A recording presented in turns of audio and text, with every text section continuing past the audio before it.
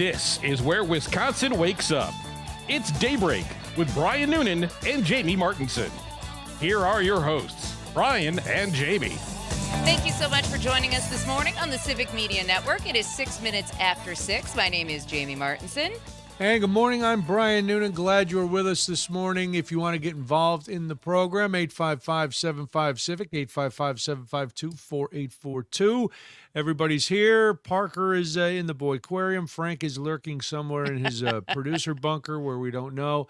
But oh man, the big talk amongst the group is Abner Uribe channeling a 90s era attitude wrestler with his groinal chop. He comes out, he has an inning-ending strikeout against the Cardinals, who the Brewers came back and beat. And then besides doing the little point to the heavens or fist bump, he decides he's going to do a little crotch chop. He did. Which did not sit well with Pat Murphy. I listen, I'm not this old man. I don't care. Chop your crotch at me. See what's Parker, up. can you demonstrate on the live stream what exactly the Give us a motion little- was? Boss, Here's a do I Shawn have permission to do Michaels- this on? Permission granted, yes. I actually knew this was probably I coming. want to see what he's wearing. Yeah, come on. He goes, I thought he had on hot. All right. 2, 3. Come Not on, once, a little bit more spirit not than twice, that. 3 times. Parker, come Thrice. on. You're not getting more spirit on that. His choppage was thrice.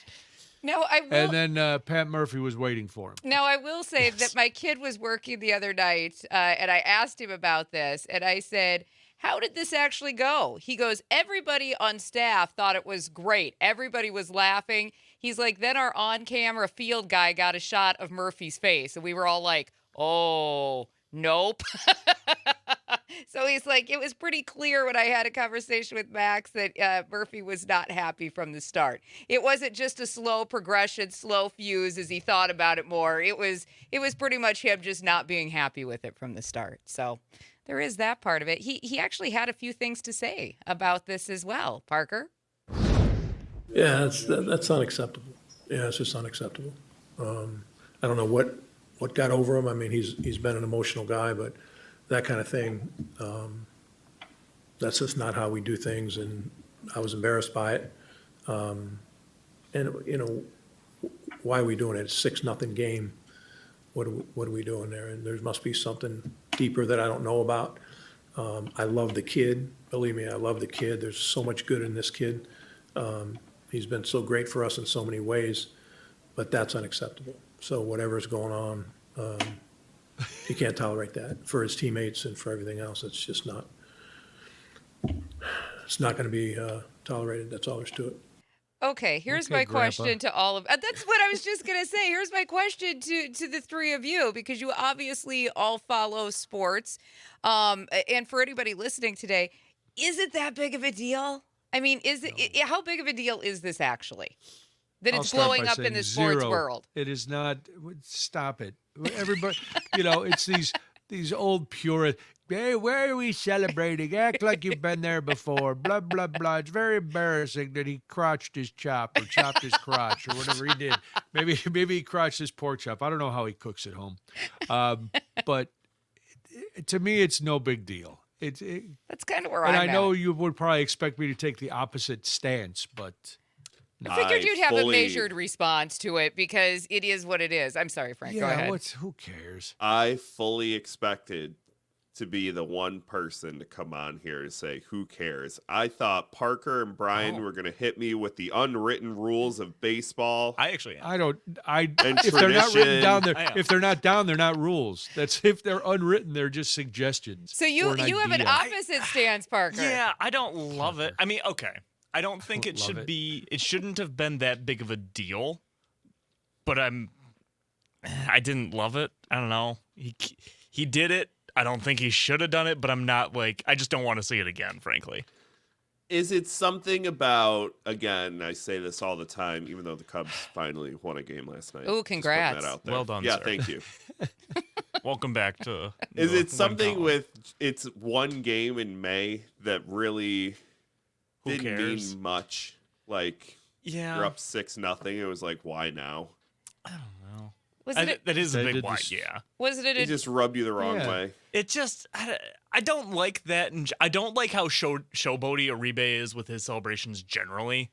He gets one celebration. He does like 4 celebrations every time he comes off the mound.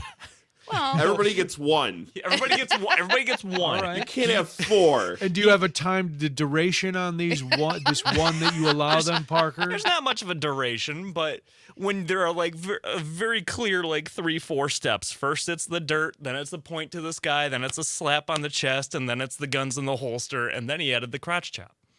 There were like 4. I It's like all the one. crotch It's chop. all one big. It's all one Oh. big It's one celebration. big thing. I've watched it evolve. Now nobody over gets time. mad It's about more- the guns. Nobody gets mad about it. I don't in get this mad about the woke guns. culture that we No. got. Okay. No, I somebody like the pretending pistols. he's got 6 shooters.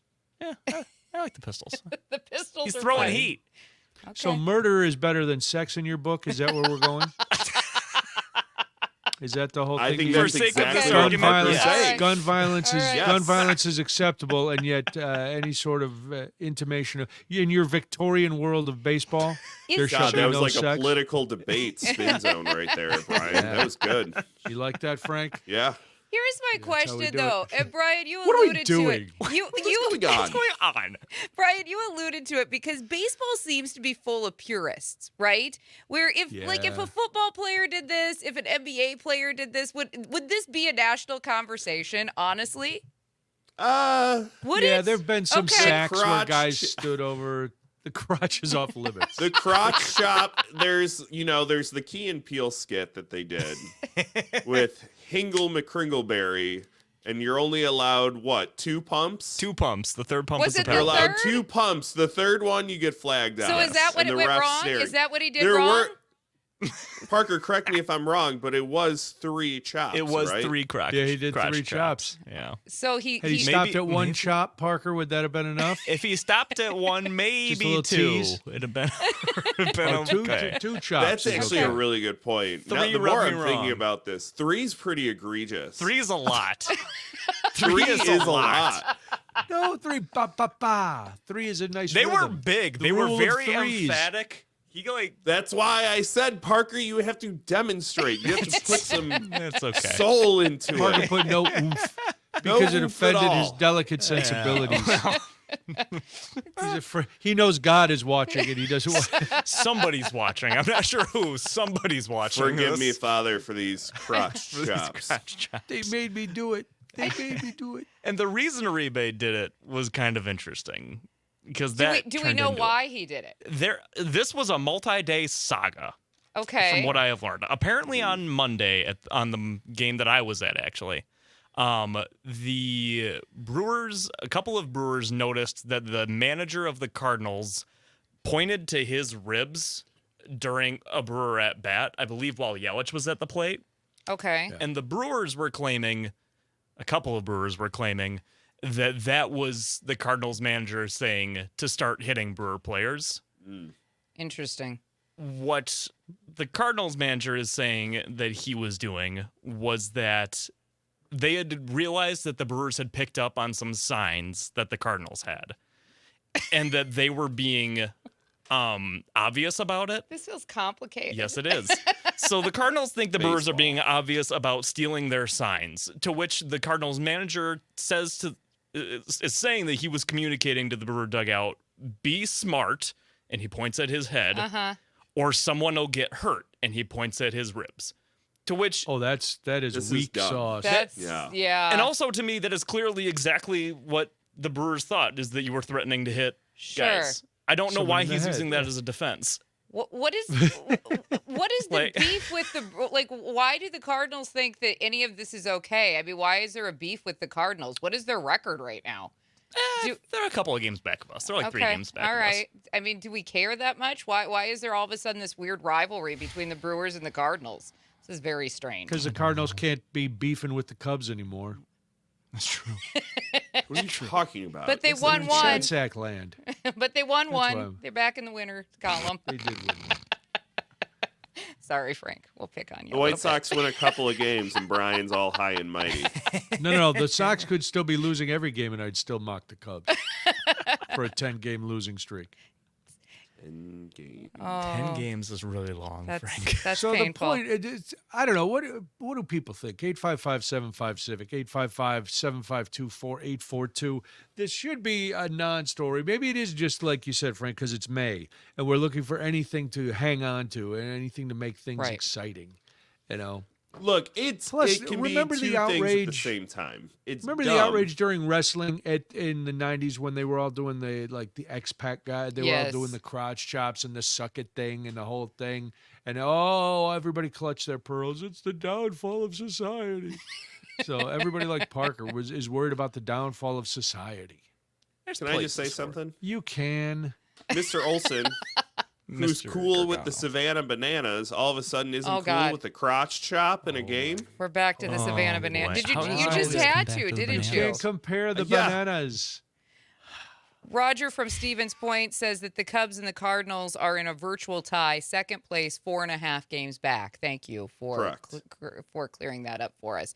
I really don't understand why this is a thing. I really I've watched it a few times. I'm like, yeah, he's an athlete, whatever. Why do we have to make it a big deal? Because it's baseball. Yeah. Baseball Baseball's is very very precious. old man yelling at clouds. It always has been, which 'cause is there's why so much there's time a to yell at banana the ball clouds. game. This is true. It is. Yeah. Why the constant return to your banana hate?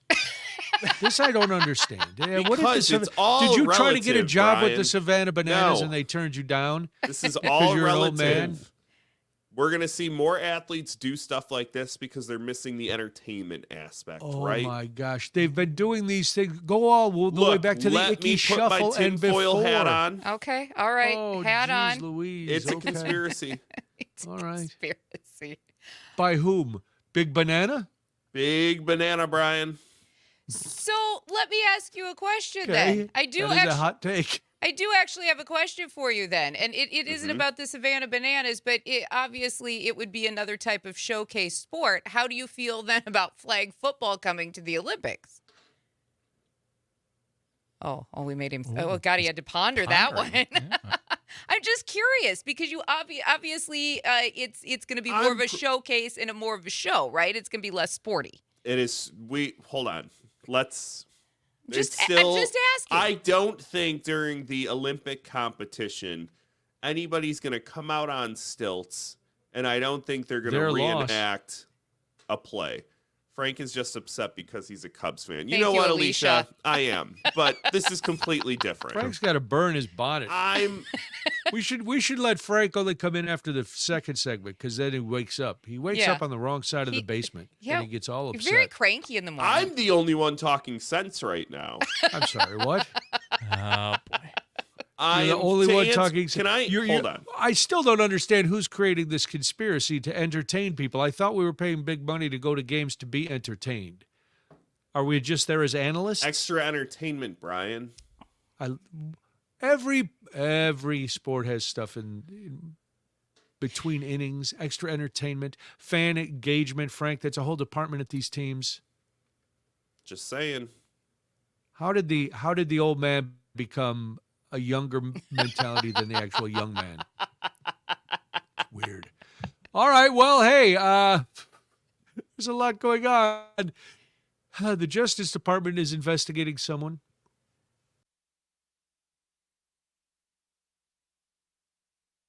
Now back to more of Daybreak with Brian and Jamie. 6:22 right now. Good morning, and thank you so much for joining us today on the Civic Media Network. My name is Jamie Martinson. Good morning, I'm Brian Noonan. Do you think the investigation that the DOJ is launching on E.G. and Carroll is legitimate oversight, or, once again, the DOJ being used as Donald Trump's personal attorneys and attack dogs? 855-75-CIVIC, 855-752-4842. You all remember E.G. and Carroll, right? She's 82 years old. She accused Donald Trump of sexually assaulting her in a Manhattan department store dressing room in the 90s. Donald Trump denied it, which led to a defamation claim. A federal jury found Trump liable for sexual abuse by the civil standard, no criminal conviction, just putting that out there, reminding you, civil conviction and defamation. She was awarded $5 million in damages. Then a second defamation case was won by E. Jean Carroll, earning her just over $3 million. So she's owed $8.5 million by Donald Trump. Well, in a deposition, she reportedly said she had no outside funding during her legal case, and that is the basis for a new DOJ investigation. Donald Trump has sicked the DOJ on her, saying she committed perjury because somebody helped her fund her legal defense, a third party. And so because she said she had no outside money, now he's trying to attack her, and it's being framed as like this long-time Trump foe is finally being called. No. He was found guilty civilly of assaulting her and defaming her. She's a Trump victim. Right. Who is now being investigated. There's a big difference there. Well, and let's be clear, in a court of law, if she testified and she lied under oath, then she could definitely face perjury charges, right? So Sure. that none of that has been found to be true. It has been found that she was truthful under oath, and that that none of what the DOJ is saying should actually matter. Here's the thing about this. We can talk about Donald Trump all we want. I would rather not, because what really bothers me about this particular case is what this means for women who have been assaulted and whether or not they're going to come forward, especially against anybody really, but against the more powerful. Because this really sends a message of retaliation, public attacks, humiliation, disbelief, online harassment, career consequences, years of legal battles, all things that most victims are fearful of anyway when they think or they're even considering reporting. This doesn't help. This doesn't help those cases going forward, E. Jean Carroll's or any woman's. I agree with you on that bigger issue. I think, we know Donald Trump attacks women all the time, but verbally, not physically. Again, but we see him. We see him call reporters piggies and stupid people, and he has zero respect for women. But his weaponization of the DOJ doesn't see sex. It sees, I've been aggrieved by these people in some way or another. But it does, to your point, it does show that powerful people think they can get away with whatever they want. And in a lot of cases, they do. And in Donald Trump's case, in the 2016 election cycle, he told us in those tapes that he does feel like he can get by with whatever he wants. They let me do whatever I want, right? He told us that that was his mindset going forward. None of this should be a surprise to anybody as any of these cases move forward, that he thinks that is how life just works. He thinks that's how it works for him.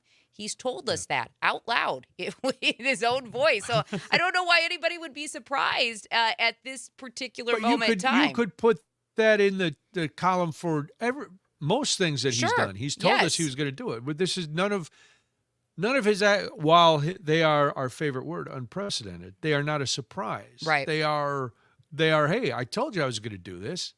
It's like what the scorpion and the frog. Yeah. Scorpion, I told you I was going to sting you. I'm a scorpion. That's what I do.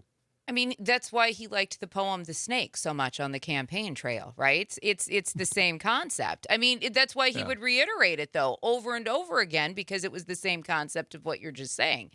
But I think, here's, if for anybody listening this morning, you can disagree with the president. I mean, you can even think that maybe E. Jean Carroll wasn't telling the truth, whatever it is.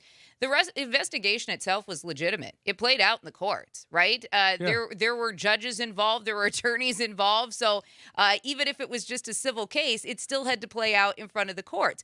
I think, though, a lot of people would probably agree that as a society, we shouldn't create an environment where anybody, women or anybody who has cases, should feel afraid to come forward because they feel like there's going to be some sort of abuse of power once they do, if they actually have the evidence. And that's what I think is hasn't that been the model, even with not really powerful men? Women are when they come forward, they're raked over the coals. We've seen it time and time again.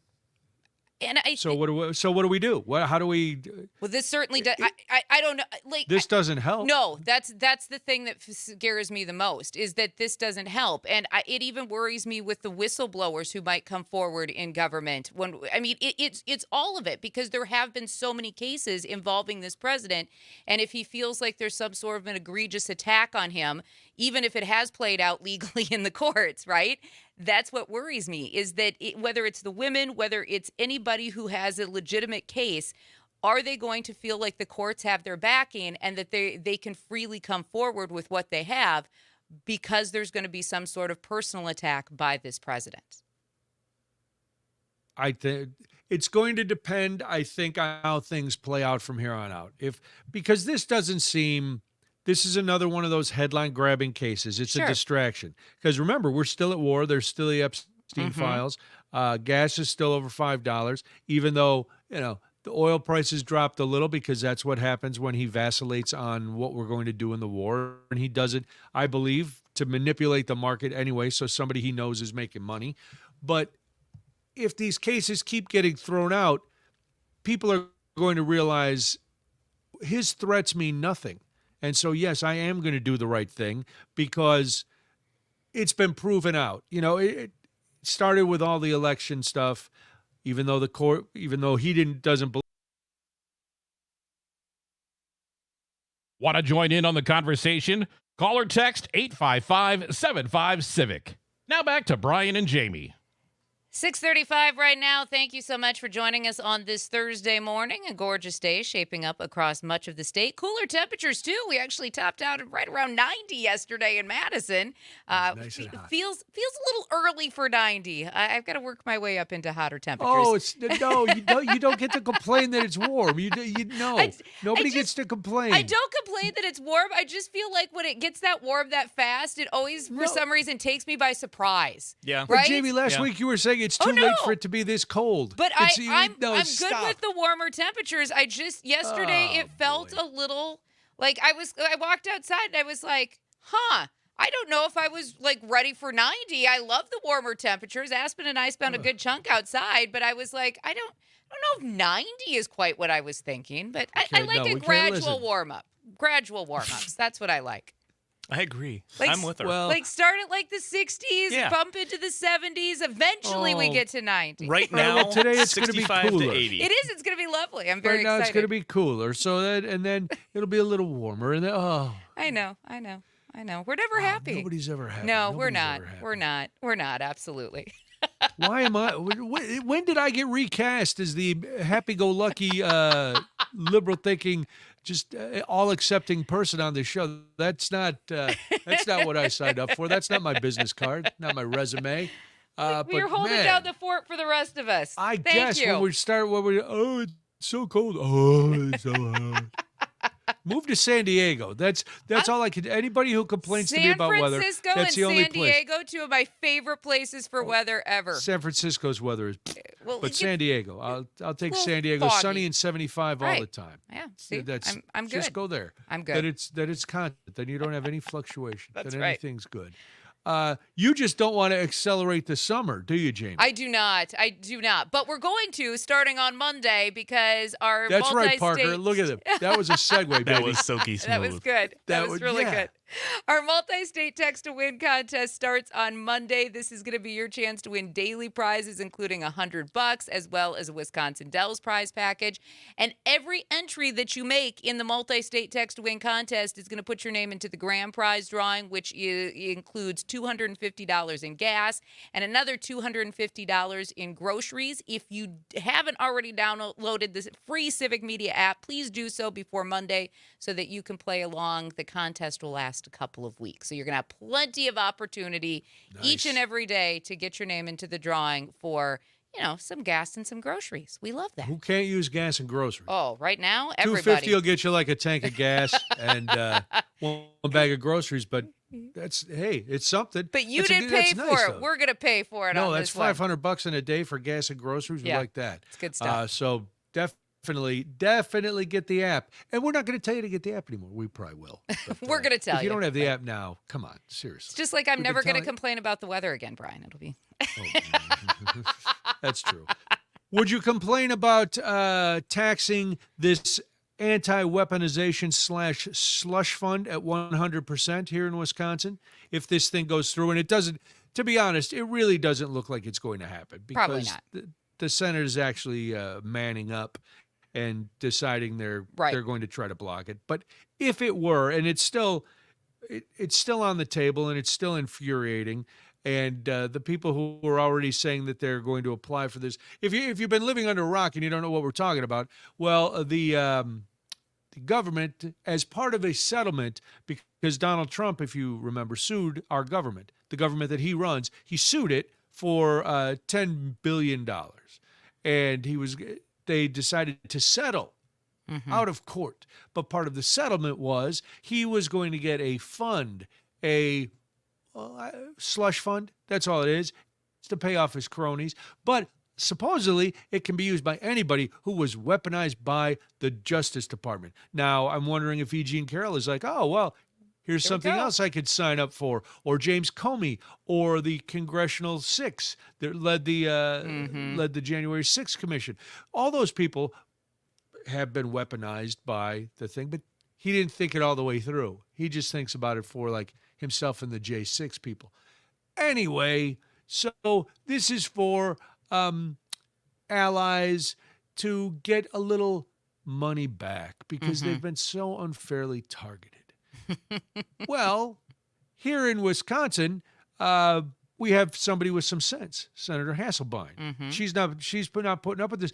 And I think she's a trendsetter because this morning I read that Governor Newsom in California has decided to do the same thing, which is what? Well, basically, the proposal that would be here in the state of Wisconsin is that it would tax any payments from the federal fund from this anti-weaponization fund, this $1.8 billion. It would tax it at 100% in Wisconsin. So Hasselbein yesterday announced this and essentially said that taxpayers should not be financially supporting people connected to efforts of overturning the 2020 election. And she went on to argue that Wisconsin families are more concerned, as I think we all are, about everyday issues like groceries, gas prices, and all of the rising costs. So it's fascinating, and I've also read that New York is contemplating and talking already about doing something very similar to what Newsom is proposing and what Minority Leader Dianne Hasselbein is proposing here in Wisconsin. I mean, that's the thing. I'm not good at math. Maybe you can help me. This is why I'm sorry I interrupted, but No, I'm please. trying to wrap my head around this, and I'm sure there's other people going, wait. If we tax it at 100%, then they get nothing. Right. Yeah. Correct? Yes, that would be we get absolutely it all. correct. We being the state. Yes. Yes. So Donald Trump would then, in effect, be paying states that he does not like because they're either purple or blue. Right. All this money. Yes. That's essentially all right, good. what would happen. I got it then. Yeah, that's what I figured. I like that plan. I think it's a great plan, and I think if you are somebody who wants to take advantage of this, because let's be clear, a lot of the January 6th insurrectionists who were convicted, who were tried legally through the courts, then were pardoned by the President of the United States. A lot of them have gone on to commit other crimes and also ended up back in jail. So it's like those little tidbits of information that, as we're trying to, say that they were victimized by the Biden administration, turns out that maybe they actually committed a real crime or two on January 6th. And for anybody who still defends people who were there and involved as saying, well, they didn't really lead it, they were just there and they got caught up in it. Yeah. Hey, you know what? If you're in a fight in a parking lot at Culver's and you're just kind of there, but you throw one punch, you're still part of it. Right. You were there. You're as guilty as anybody else. The DOJ was not weaponized against you. No. You decided to try to overthrow the government. And I know that sounds grandiose, but in all facts, that's what happened. You tried to storm the Capitol to stop a vote to certify an election. That's what you did. It's exactly what they did. And I think in Wisconsin, this is going to be very interesting. Obviously, in states like California, New York, if they propose the same type of bills, you don't have as divided of a government. Obviously, we know that those are pretty blue-leaning states as far as even their state legislature. In Wisconsin, voters are very, very divided on January 6th to this day. Hardcore Republican voters still believe that January 6th was a patriotic event. And then, of course, your more independent and your more Democratic-leaning voters in the state of Wisconsin see it as an assault on the Capitol. So I think it's going to be an interesting fight. Now, there's another caveat. I'm sorry, I can't give there's times when I try to give credence to people and let people have their own opinions, and sometimes you're just wrong. Yep, right. And if your opinion is that this was not an attempt to usurp the government and an insurrection, you are wrong. Right. I'm sorry, I can't take the high road and say, well, I can see where you might think. No, stop it. It was an insurrection. It was an attack on a U.S. It was an attack on a U.S. institution, I should say, and on the Constitution as far as peaceful transfer of power. Now, there's another caveat to this story, though, because yesterday, a conservative radio host shared screenshots online of a former Trump attorney and retired Wisconsin judge, Jim Tropis, allegedly requesting $3.2 million from this anti-weaponization fund. Now, according to those screenshots, Tropis said that the money would help cover legal bills and damage his reputation tied to the investigations into Wisconsin's false elector scheme. Now, if you don't remember the backstory of what he did, he actually helped lead all of those legal efforts that challenged the absentee ballots in Dane and Milwaukee counties after the 2020 election. And he did face felony forgery charges tied to paperwork that falsely claimed that Donald Trump won Wisconsin in 2020. So Hesselbein is saying that if the bill passes, any money that would be paid to Tropis through this fund would then be fully taxed by the state. So it's like another little caveat to what Hesselbein released yesterday, and another detail that makes it even more interesting. Yeah, it's one of those stories where I don't even want to give it any air because it's so ridiculous and so infuriating. And I know it's out there and I know we have to mention it, but the gall of this, because I read his letter and I've had to go through, I lost my years of my life and I lost my relationships and I lost my law. Well, then you shouldn't have broken the law. Right. You shouldn't have tried to defraud the American people and the people who put you on the bench with all this craziness, with all this made up hokum about a stolen election when you knew it was not true and you thought you were going to feather your bed with an allegiance to a guy who has no allegiance to anybody. You just decided you were going to do this, and now you're coming back to cry. Right. If we're going to give anybody who's in jail now could say the DOJ was weaponized against them. Of course. Because, it was. Yeah. You're a criminal. We turned the attention of the DOJ onto you. We focused it on you. You know why? Because you deserved it. And if you weren't guilty, you wouldn't have been found guilty. Now, are there exceptions and some people are? Yes, but not the J6 people. We saw it. We all saw it. What I think is fascinating, and I understand that in Washington, D.C., this bill is losing rapid support among the Senate. But what I do find interesting is that Dianne Hesselbein, Gavin Newsom, legislators in the state of New York find enough merit to what is being done in D.C. that they feel like they need to do something to potentially combat any sort of outcome from this. So I do find that interesting. Steve from Mount Horeb chiming in this morning on our text line, listening on WMDX in Madison. He says, as a veteran, this January 6th insurrection that occurred rocks me to my core, that Republicans call it a peaceful protest. Thank you very much for that text this morning. I mean, that's just it. We saw it play out in our own eyes. I remember being glued to the TV, and you will never tell me once that this was done out of love for country. You will never get me to believe that it was done because you just believe that it's so strongly, or that you got wrapped up in something that you shouldn't have been in. No, it was done at the behest of one man. Yes, we saw it. Yeah. We saw it. All right, listen, we've got things to do, Jimmy. We got to get out of here. This is we'll be back. We don't have to get out of here. We'll be back. It's Daybreak on the Civic Media Network.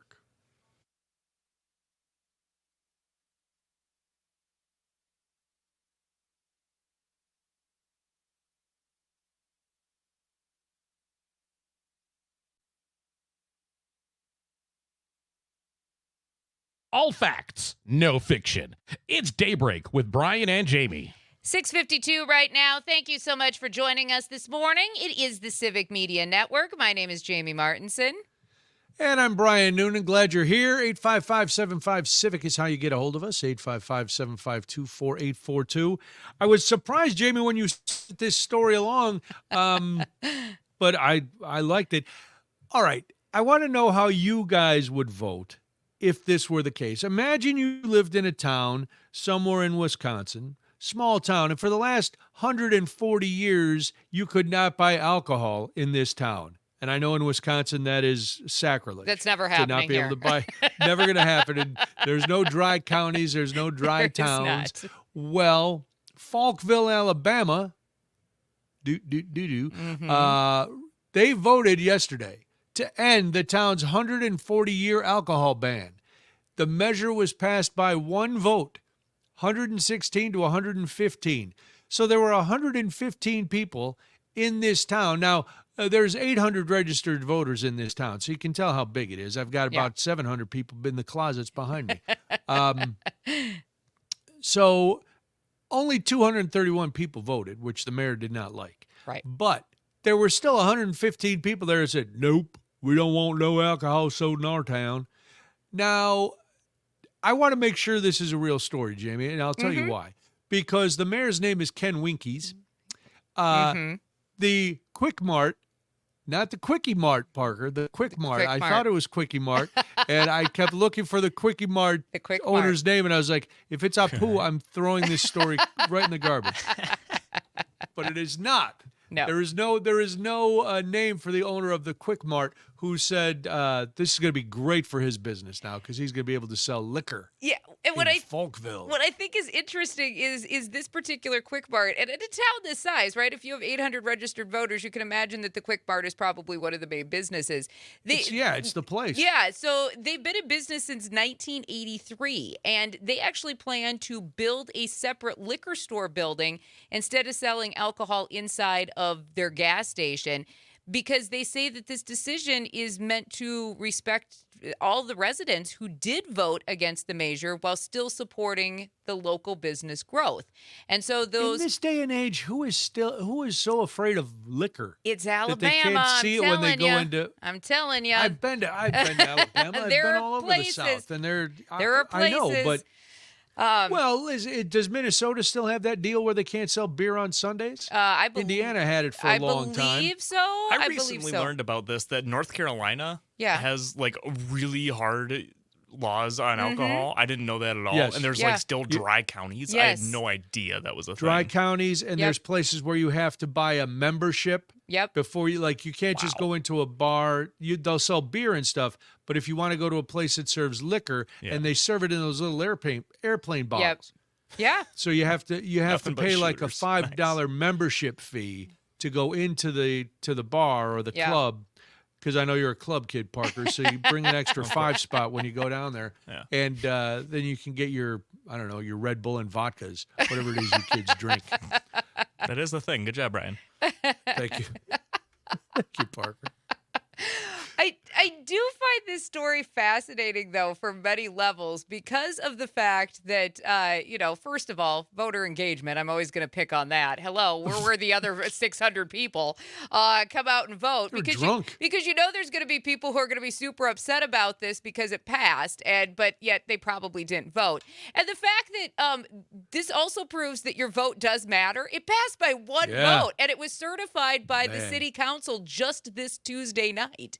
And those alcohol sales will start this fall. So now you think about places like the Quick Mart, and kudos to those business owners who are like, ooh, our business is going to grow. But we understand that some of you are not happy about this, so we're going to do a separate thing. So kudos to them. Put all the hooch right next door. So kudos for actually respecting the people in your community, though, at the same time. Also, I have to go back to so you're so fragile. Now, these are, and I'm guessing I've been to Alabama. I don't think it's a stretch to say it is a mostly red state. For people who call Democrats snowflakes, that you can't even look at a 12-pack of Blatz when you go to get your gas because it offends your sensibilities. I'm going to have a vapor if I have to look at, did you see that bottle of Jack Daniels? It made me so upset. I just can't anymore.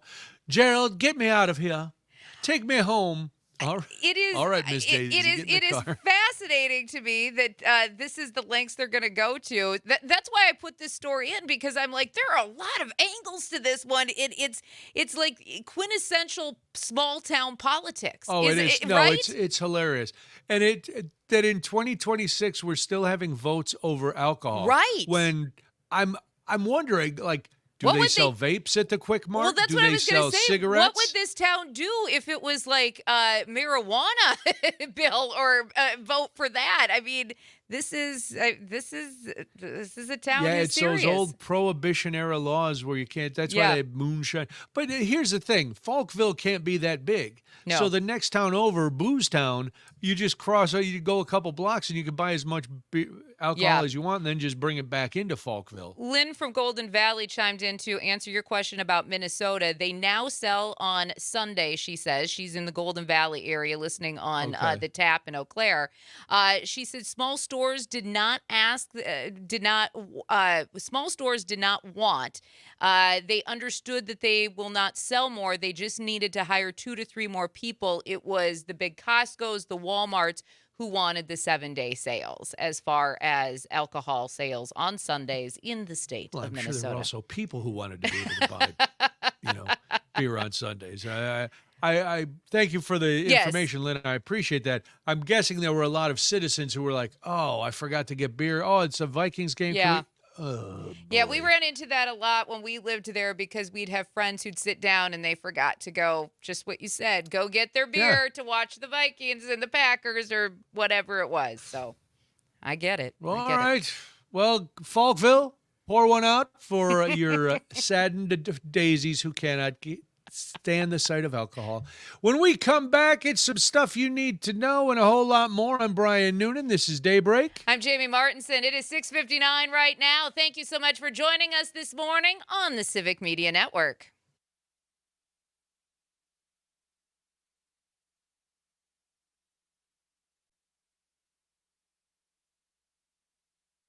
From Lake Superior to Lake Michigan, this is Wisconsin's Morning Conversation. Daybreak with Brian and Jamie. Thank you so much for joining us this morning on the Civic Media Network. It is 6 minutes after 7 now. My name is Jamie Martinson. And good morning, I'm Brian Noonan. And yes, it is a conversation, which means you need to participate. 855-75-CIVIC, 855-752-4842. I know you're getting ready for work, getting ready to take the kids if they're still probably getting near the end of school, but you're up, you're moving around. Yeah. So Wisconsin goes to school really late into the year. That was always a lot of learning. That was very new for me.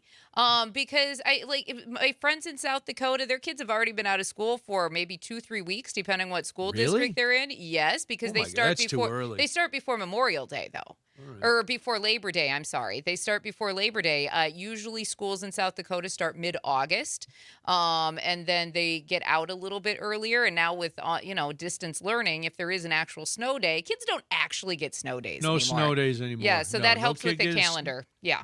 It does.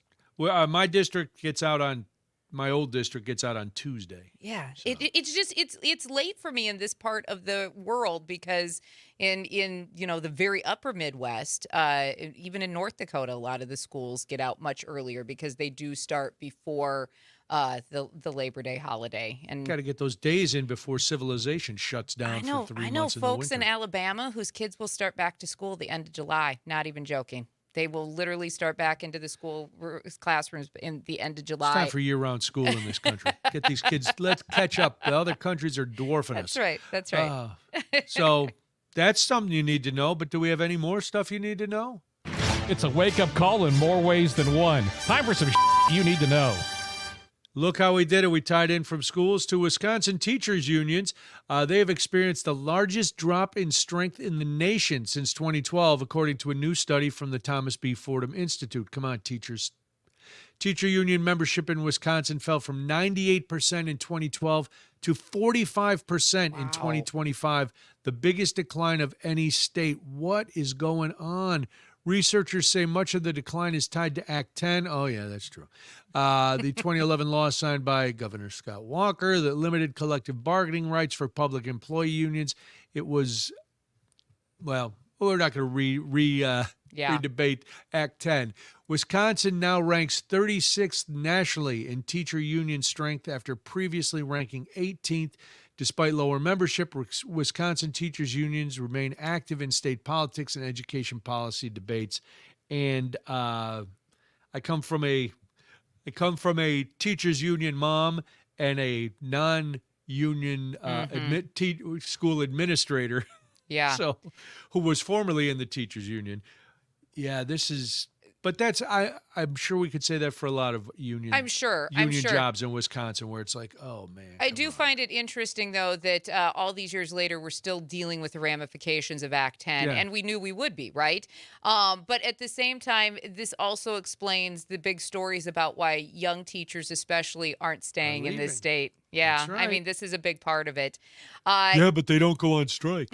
Yeah, well Yeah. You still don't pay them enough. No. You're lucky you have it, because if you did, there would be districts striking nonstop because of the wages and the conditions and the program cuts. Yes. So, Yeah. I mean, None if you're of a it's- proponent of Act 10, you get what you pay for, I guess. None of it is good for our education system, any of it.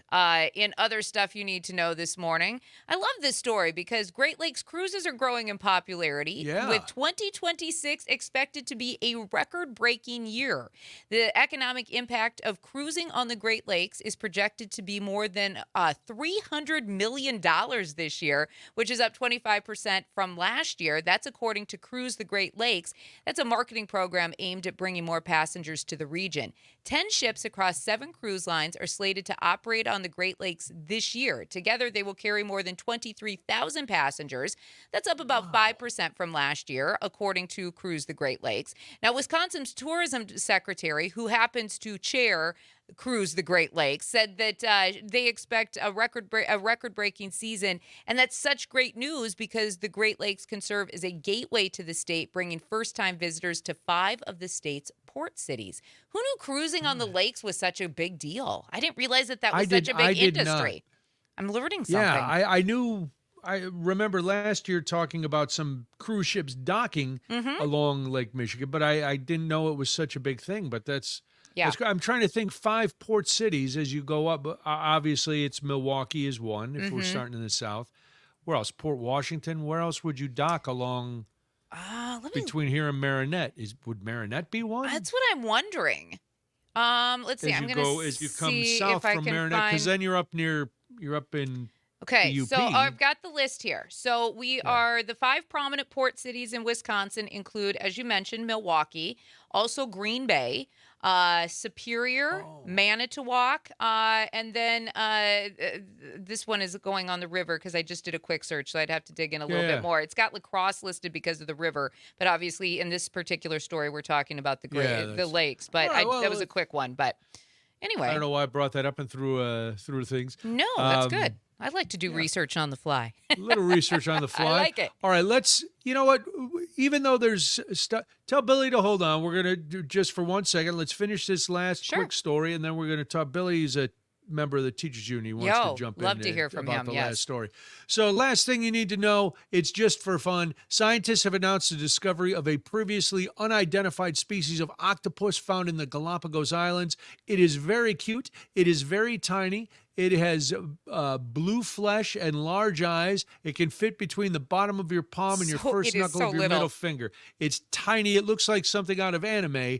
It was discovered first in 2015, and then it took forever for the paperwork and everything to get done and the logistics. Of course. But the octopus finally arrived at the Field Museum in Chicago in 2022.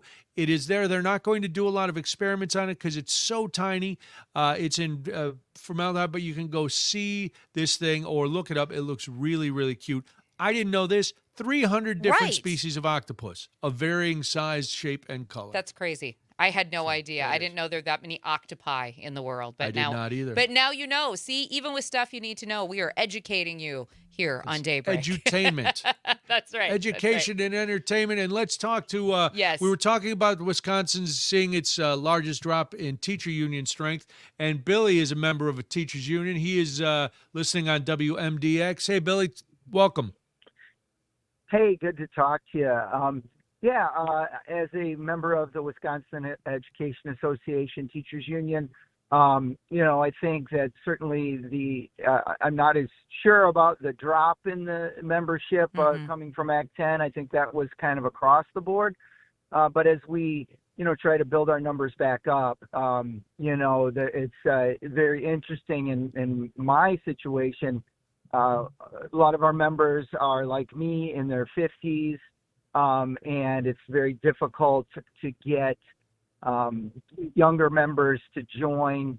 They often cite the expense of the dues, but the dues, I think, are well worth it. It certainly comes back to us in salary when we have that bargaining power. But I understand that it's not free. Sounds like we lost. It sounds like we lost. Are you there? There we go. Okay. Sorry, Billy. Yeah, you keep breaking up, but we Oh, appreciate the call. Thank you for the call. And your point is well taken, and Yes. this has been going on, and we mentioned it's been going on for years. The retention of young teachers, and then you're right, getting them if they don't see the benefit of a union, having either grown up in Wisconsin and being indoctrinated under Act 10, or they just don't know what it's going to be. It's hard to get them to join. Whereas in some places where you have to join the union if you want to work. I think unions are a good thing. Yes. I think they can go a little off the rails, just like anything else. But It's all about overall, leadership at the top of right. every union, right? Exactly. And what you decide to ask for and what you decide to fight for. But it is one of the things that is keeping young teachers who are trained here from sticking around.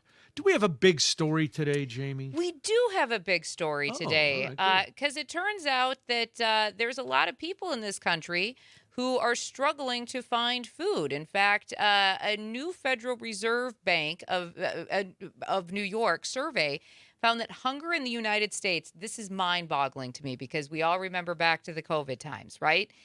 Hunger in the U.S. right now is worse than during the height of the COVID-19 panic across the nation. In fact, about 10% of families said that they have skipped meals because they can't afford food. 16% have relied on food banks or donations. And obviously, this is affecting people making less than $50,000 a year more than a majority of other people with higher incomes. Nearly 20% of those earning $50,000 a year or less are saying that they're going without meals because of financial struggles. And in fact, there are food banks across the nation, Brian, that are reporting the demand is so great that some families are lining up overnight or sleeping in their cars in the parking lot so that they can get groceries the next day. Now, I did a little digging into this, and it turns out that in Wisconsin, we're also dealing with the food insecurities. 1 in 10 Wisconsin households faces a food insecurity right now. That affects nearly 700,000 residents, including more than 200,000 kids. Food banks across this state have seen an increase in demand from nearly 30% to more than 100% since the pandemic. obviously you couple on the fact that rent, groceries, healthcare, childcare, utilities, all of that are also rising. We are in a major crisis in this country when it comes to food, and it's terrifying. It's terrifying. The good news is we have money to pay insurrectionists. We have money to repaint the reflecting pool, and we have money for an arch and money, for all sorts of things. But feeding people, giving them health care, we don't have it. No, it's ridiculous that we're in this. We're supposedly the wealthiest nation on the planet, the greatest nation on the planet, and yet we have so many people who, even if they're working 40 hours a week, because that used to be the old, if you had a job, you wouldn't have to go to a food bank. No, that's not the case anymore. Sometimes you got people with two adults working, or even if one adult is still working a full-time job and they can't afford a simple place to live and food for their kids. And what's scary right now for these food banks is here in Wisconsin, they're reporting a double squeeze. They have to help more families while they also have to deal with rising food prices, higher diesel prices to get the food to their banks. Sure. And then, of course, they're also getting fewer donations because people don't actually have the money to go. Exactly. Right. I mean, we're don't have the talking extra. College students in this state. 27% of UW-Madison students report that they are struggling to find enough food to eat because of the disparity in income, the cost the cost of being a student in this state, and the fact that the rising costs are just pinching them out of what they can afford. It's frightening. And I also now start wondering, because kids are so food insecure all across this country, and we were just talking about it at the top of this block, kids are getting out of school, and for a lot of kids, that was the one meal a day that they got. Yeah. What are these kids doing in the summer? It's the hardest thing, and I know there's a lot of areas that do different programs where at least the kids can come and they can pick up a sack lunch, and you can, if you're school-age kids or if they'll give lunches to your siblings, you come and because for all the arguments about school lunches and school breakfast, sometimes that's all the food you get. All right, well, on that happy note, let's switch it up and go to Swipe or Stay. We'll get to that after this. It's Daybreak on the Civic Media Network.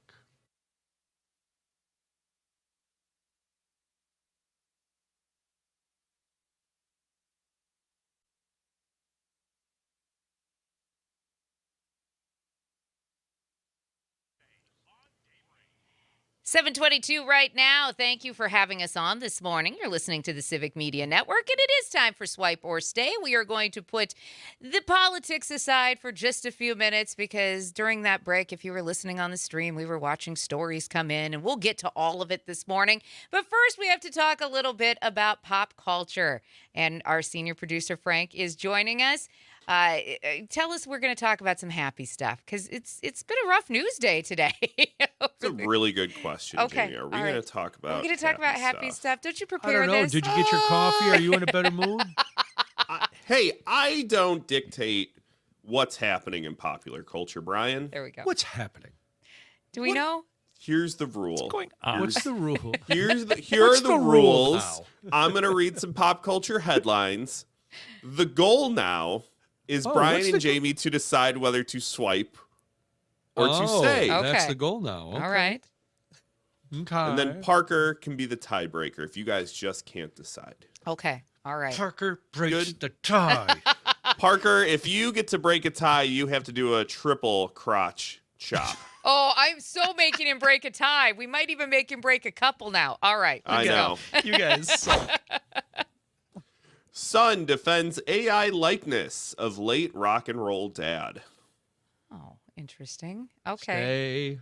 I'm going to stay on this one. We'll get you a tiebreaker though, Parker, I promise. Jack Osborne is standing by his and Sharon Osbourne's decision to create an AI version of the Please late don't. Ozzy Osbourne. Are we doing a young Ozzy or a later in career Ozzy? Because there's a distinct difference of what you want to see. Great question. We don't know yet. Oh. No, let's just have our memories of Ozzy. Right? So Those are cool. Jack Osborne was on a YouTube live stream and said, here's the thing. It's going to be so tasteful what we're doing. It's not going to be effing lame. It's really complex what we're doing. This isn't just like hooking up an image of my dad to Chat GPT. Oh, it's not? Okay. Because it kind of feels like that. This is some high-level technology that we're going to be working with. Okay. So All right. beginning late this summer, Black Sabbath fans will be able to interact with an AI version of Ozzy, which bears his digital DNA, as well as his voice, likeness, and movement with the help of hyper-real and proto-hologram. Okay. Oh, stop it. Can't we just... People die. It's part of the whole circle of life. They're only dead, they're that. gone. We have so many things about Ozzy to remember. I feel like I've watched enough episodes of The Osbournes Yeah. to know that I don't think Ozzy would have liked this. I don't think so either. I don't think so. I don't know think him it more is than his lame, and family, I think but it's a money grab, and it's a Yeah. come on, stop. And can we say I was going to I was going to look shame Kelly, who has now No. morphed into Sharon, but I'm not going to do that because No shaming. I'm not shaming anybody. We'll shame for AI. Okay, there we go. Moving on, actress wants to move on from a previous role. Too bad. I'm going to swipe. I'm going to stay because I want to see Parker I do knew it. you were going to Parker. That was the gamble. Thank you, What Jamie. do you Here I want to go. hear? What actress and what role? Or are you chopping it? I'm chopping it, Frank. Okay. I'm swiping. Okay, let's see You're it. gonna have to do the movement for me. Let's see it. There we go. All right, on command. You guys suck. A-list actor holds up TV series production. I haven't read this, but I love this show. I saw the headline. I'm staying. Stay on this one. So the show is Mobland. Great. Okay. So apparently Tom Hardy is a difficult guy to work with. Really? A new report claims that the actor repeatedly stayed holed up for hours during filming in his trailer, causing major frustration with the cast and crew behind the scenes. Now, I've never watched Mobland. Jamie, I don't think you're familiar with the show, but Brian can attest to this. Yes. He kept Pierce Brosnan and Helen Mirren, of all people, standing, waiting for hours to film their scenes for this show. Why? I mean, he's known for being like this, though, right? This isn't the first time we've heard of Tom Hardy being like this on his set. So this isn't surprising. It's almost like Jamie read my script. I'm sorry. The next and I line, didn't know this. I didn't know this part. This isn't the first time people have pointed out Tom Hardy's antics. Yeah. Really? Patrick Stewart labeled him as withdrawn and isolated from the rest of the set. Huh. He also had a lot of behind-the-scenes tirades and clashes with Charlize Theron for Mad Max Fury Road. Really? So, as of right now, Mobland has not been renewed for a third season, and many people are pointing to Tom Hardy and what to do with him as a big decision Interesting. why that hasn't been renewed yet. Well, yeah, because his character is like the three of them are the main characters: Sure. Helen Mirren, Pierce Brosnan, and wow, Tom Hardy. Okay. By the way, Tom Hardy. Roger and Steven's point back to the Ozzy says that we should let Ozzy rest in peace. That's I what he completely says. agree. That's what he agree. says on the text line. And Mr. Plow King says swipe on AI slop. So there we go. I We agree. got time for one more. Let's go 3. Female singer addresses outfit criticisms. Oh, I always love a good mishap. Yes, I'll stay. I'm going to swipe because I think we need to see it one more time. Parker, Yeah, Parker, what are you doing? you swiping or staying? Stay!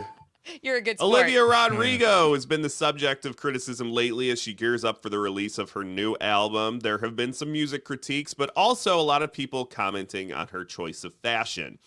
In her new music video for Drop Dead and a recent live performance, she has worn baby doll dresses. If you don't know what they are, go look them up.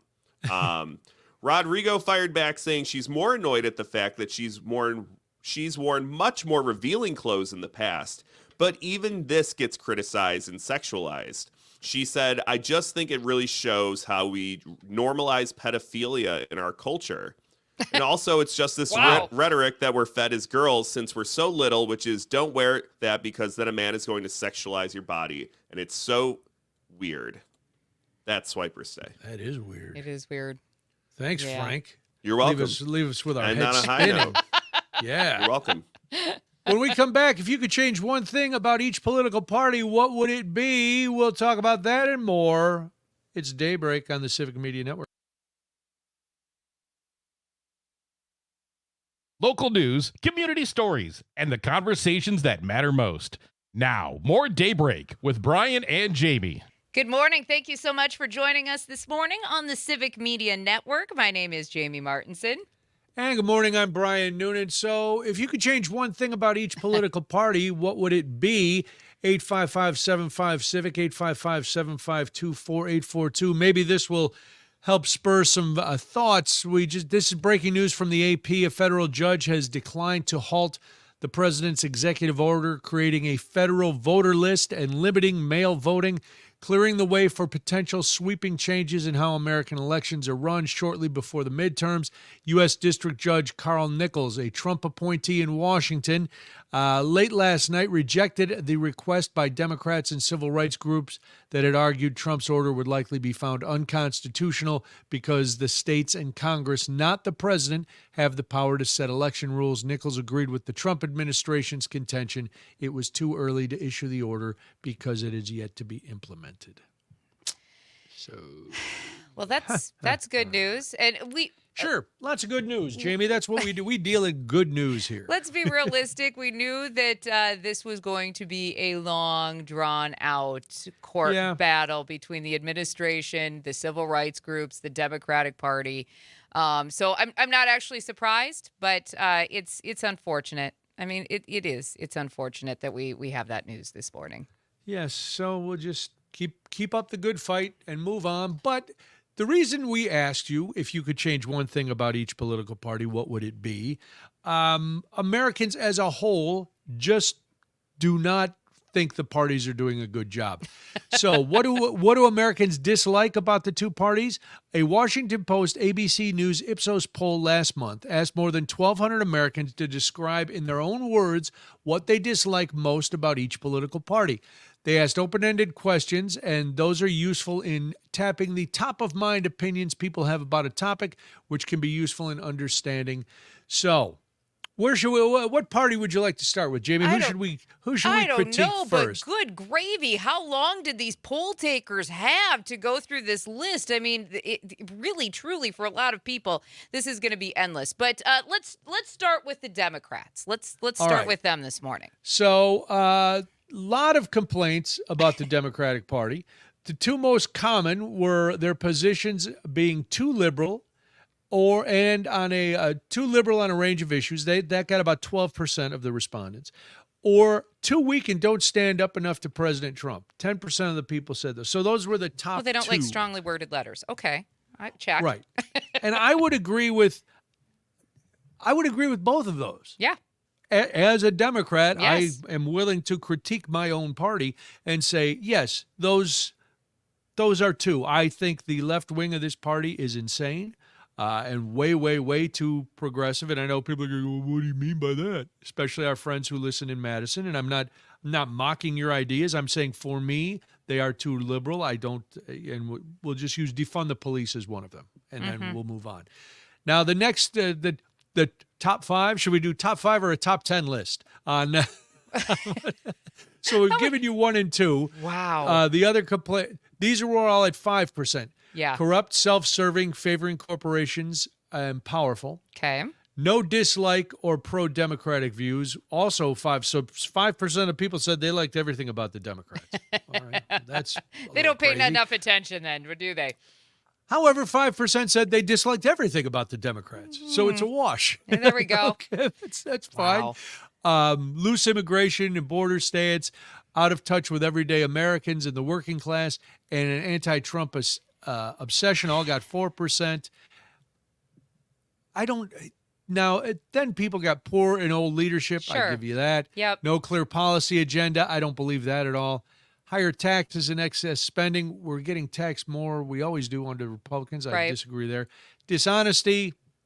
Yeah, No, that's I both wouldn't say parties. that's. That's Yeah, both I wouldn't parties. say that. That's Morally politics. wrong, evil, violent, and ignorant. That's, gee, I wonder what 3% of people they ask that. Right? Right? And big government and benefits for undeserving. Who is undeserving? That's well, again when we look at SNAP benefits right. and welfare and all those things, and most of it goes to That's white rural southern red states. But that's the messaging, right? I mean, Sure it is. we've talked about this. That's what Republicans are really, really good at, and Democrats are really, really bad at.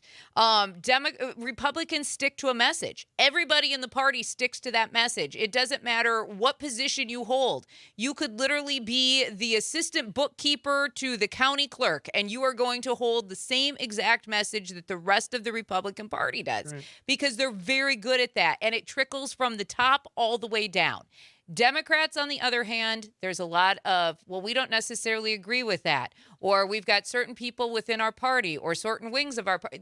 There's no consistency among the Democrats. Republicans will always, always be better at the messaging. They always have been, because they're more organized in that respect. So would that then be your big dislike? They're not consistent on the messaging? I think so, because it's gotten them in a lot of problems. I mean, when you look at the loose immigration and the border stance, that's a messaging thing, right? Yeah. Because the Republicans picked up on that during Joe Biden's era. There were people at the border. They made Kamala Harris the border czar, according to the Republicans, and they picked up on that, and they continued with that messaging throughout the entire administration. They picked it up then during the 2024 election, and the Democrats really had nothing to combat it with, ever, throughout the entire I would agree process. with the messaging. I also think party unity Yes. behind a candidate is a huge, huge issue for the Democrat. What is yours? What is the one thing you would change about either political party, Republican or Democrat? 855-75-CIVIC, 855-752-4842. So that's those are my top. I agree Sure. with the top two in this poll. Mm-hmm. I would go with messaging, and I would also go with party unity. Yep. Because it goes to your messaging as well, where they'll stick on the message. They will back that one candidate. Mm-hmm. They will ride that horse till it drops. Right. Whereas Democrats are all very precious about, but what about what they said about this, and what about that, and it's like, stop. We have to. Right. What do you want to do? You Right. want to win? And it was like my point with this spending bill. Do you want a small victory, or do you want to wait for the idealistic Right. giant answer that's going to come down and just take you up to nirvana? Right. It's government that's never going to come. It's No, never it's- going to come, because it's politics and government, and that's just not how it works. It's not, unfortunately. No, so that's what the Democrats need to do better. You can tell the respondents who are very hardcore Republican with the dishonestly, the morally wrong. How are Democrats morally wrong? But that's 3% of those people, as opposed to, shall we flip? Shall we go across the aisle? We should. What yes. do Americans dislike most about the Republican Party? Well, as you can imagine, Trump tops the list of complaints about the Republican Party. Not by an overwhelming margin, though. 12% of adults specifically cited Trump or loyalty to Trump when asked what they dislike most about the GOP, although another 4% criticized the Republican Party for not supporting Trump enough. What more could they do? Wow. Other than carry him around literally on their shoulders. It's like a baby backpack, right? Where you put him in the Oh, carrier. And, yeah. Oh, so Jake's on the text line. He's listening on WMDX. He said a change for the Democrats would be stop having rich corporate Yes. coastal people have such an outside voice in the party's decisions. That's a good one, Jake. I like that. I'm going to be honest. This is why Gavin Newsom potentially running for president actually terrifies me. For exactly what he's Jake another is saying. coastal elite. He is. And Kamala Harris was also seen as another coastal elite, right? And that actually terrifies me. Even though her roots were not elite at all. They were not, but that's not how it was perceived. I understand. And that's a problem. That's a problem that the Democrats have had since they were perceived a long time ago, and they were the party of labor. Yep. They were the party of the working class. They were all of the changes to labor laws and all that came from Democrats.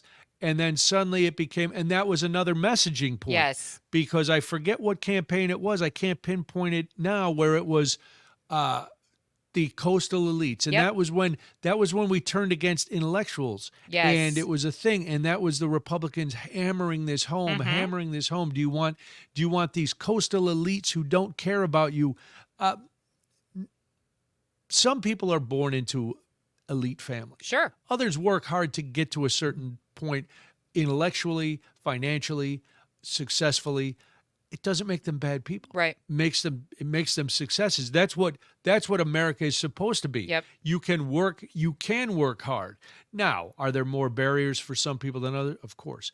But it shows a Republican branding, Right. because we never heard of coastal elites. Right. Yeah, Until it started becoming They're an issue. very good at branding. Very, very good at branding. It's really not. I know people always ask the question, how did we get to Trump? How did we get this former TV star as president? Really? Because the Republicans have always been about marketing and branding, which is what TV stars essentially set themselves up to do. Yeah. And that's what a man who has buildings named after him and water and steaks and all of it, that's essentially what he was good at. So I've never understood the argument when people say, well, I don't know how he got here. That question has always puzzled me, because he was what their marketing always has been. To me, anyway, when I watched it from afar. Chad over on our YouTube chat says Republicans can follow in line. Democrats are a wanderlust. That's a really great way of putting it about Democrats. I love the wanderlust line. That does strike a little bit. Matt's in Middleton. He called in at 855-75 Civic. You could too. Hello, Matt. Welcome. Good morning, guys. Good morning. So the one thing I would change about Republicans, which is a big one, is I would make them stop cheating. They've been cheating for decades. Yeah. I'm 50 years old, so I kind of was growing up back when they cheated a little less, but now it's just in our face every day, the cheating. And then as far as Democrats, I actually disagree with Brian. I think that when the middle class is shrinking the way it is, things are getting harder and harder. We actually need the progressive wing, because the Clintons brought the Democrats more to center right, and the whole country has moved to the right. Progressives, what they want is the FDR kind of social safety nets that provided and gave us the healthy middle class that we've lost. So we actually need them now. Not that it's going to last, not that we need their policies forever, but we do need that correction. Man, so I would change about the Dems. I don't completely disagree with you on that. It's just, and maybe you agree, maybe you don't. I think sometimes the progressive wing goes so far left, because when you put it in the FDR, the New Deal, those kind of programs, of course, those are fantastic, and we do need those. Those are what help build the middle class. But then when you go more to the far left with the culture things, that turns a lot of people off. It's not and that's why progressive gets a bad rap. And I don't mean to contribute to that, but that's the reason why, for me, it gets too far left. Whereas if we focused on the individual issues, system, though, couldn't we? Yeah, that is true. Because the extremists on both sides kind of take over primaries. Oh, 100. Yes. Oh, you're not going to get an argument on that from me, Matt.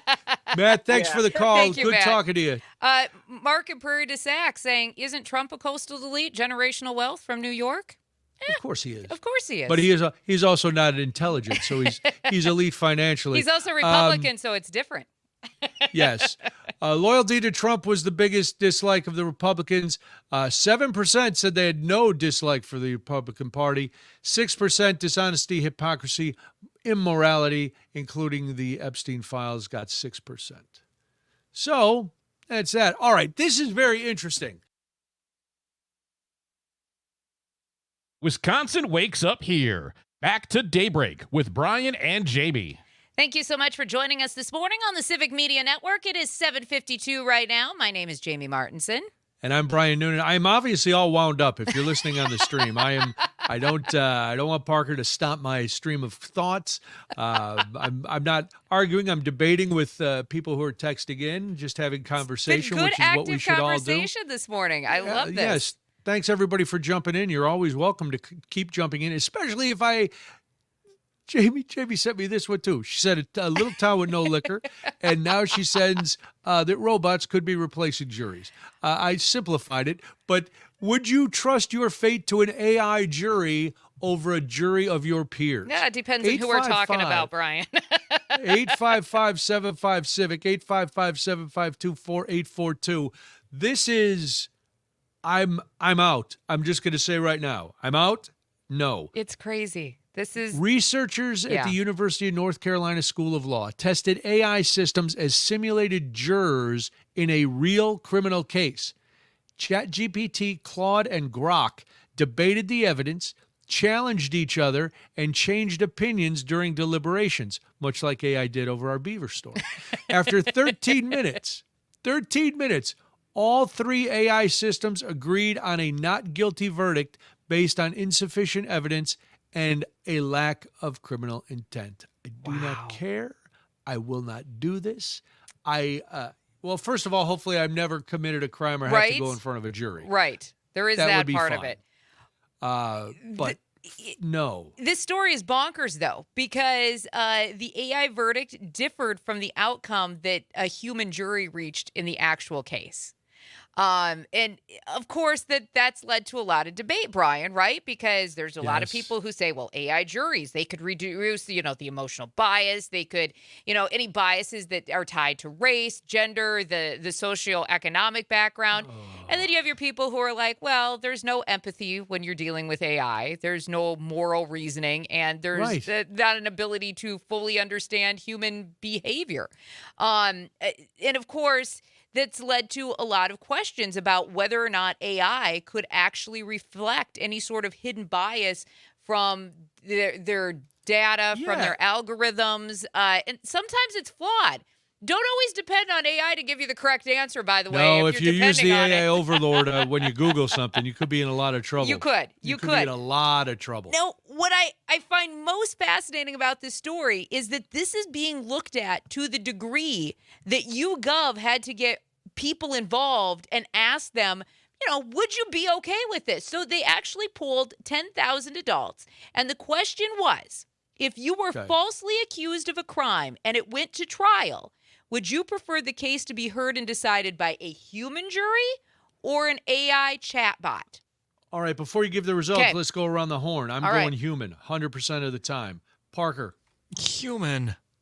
Human. Jamie, I want human. I want human. And we were not alone. Frank is going to poke the bear. Of course he wants is. a robot. He wants a robot. I'm sure he wants robot. He's He a big wants a robot guy. baseball player. 75% of people who participated in this YouGov poll also said that they would want a human jury of their peers. Yes. 7% voted for the best widely available AI chatbot.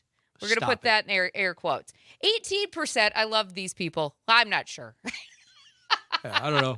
How do you not? That's why I love when any pollster has the undecided. How do you not have an opinion? Right? Have an opinion. That's why the world is in the situation we're in. Now, because people don't have an opinion. This tells you why we're in a situation we're in. Millennial men. I'm not trying to pick on you. Some of you are great. Some of you are measured. They were most likely, though, to want AI over humans. So I guess then the question. Gen Z men close behind, Parker. Yes. Your ilk. Yes. So would it be different if you did commit the crime? That was the next question YouGov asked. And it turns out not really, because if people did commit the crime, 71% would still prefer a human jury. 9% want the AI chat bot to decide it. 20% in this case aren't sure. And again, millennial men, we love you. But most were likely to want AI over humans. Gen Z men, again, close behind. Why do millennials trust AI so much? Is it because they grew up where they were one of the first? They were one of the first generations to really have technology at their disposal. And is it easier to let Chat GPT, Claude, and Grok think for you? I mean, is that what it is? Or is it that they just don't want to serve on juries because they're lazy? There could be that. And jury too. duty is awful. But it's a necessary part of this system of government that we have. And now I get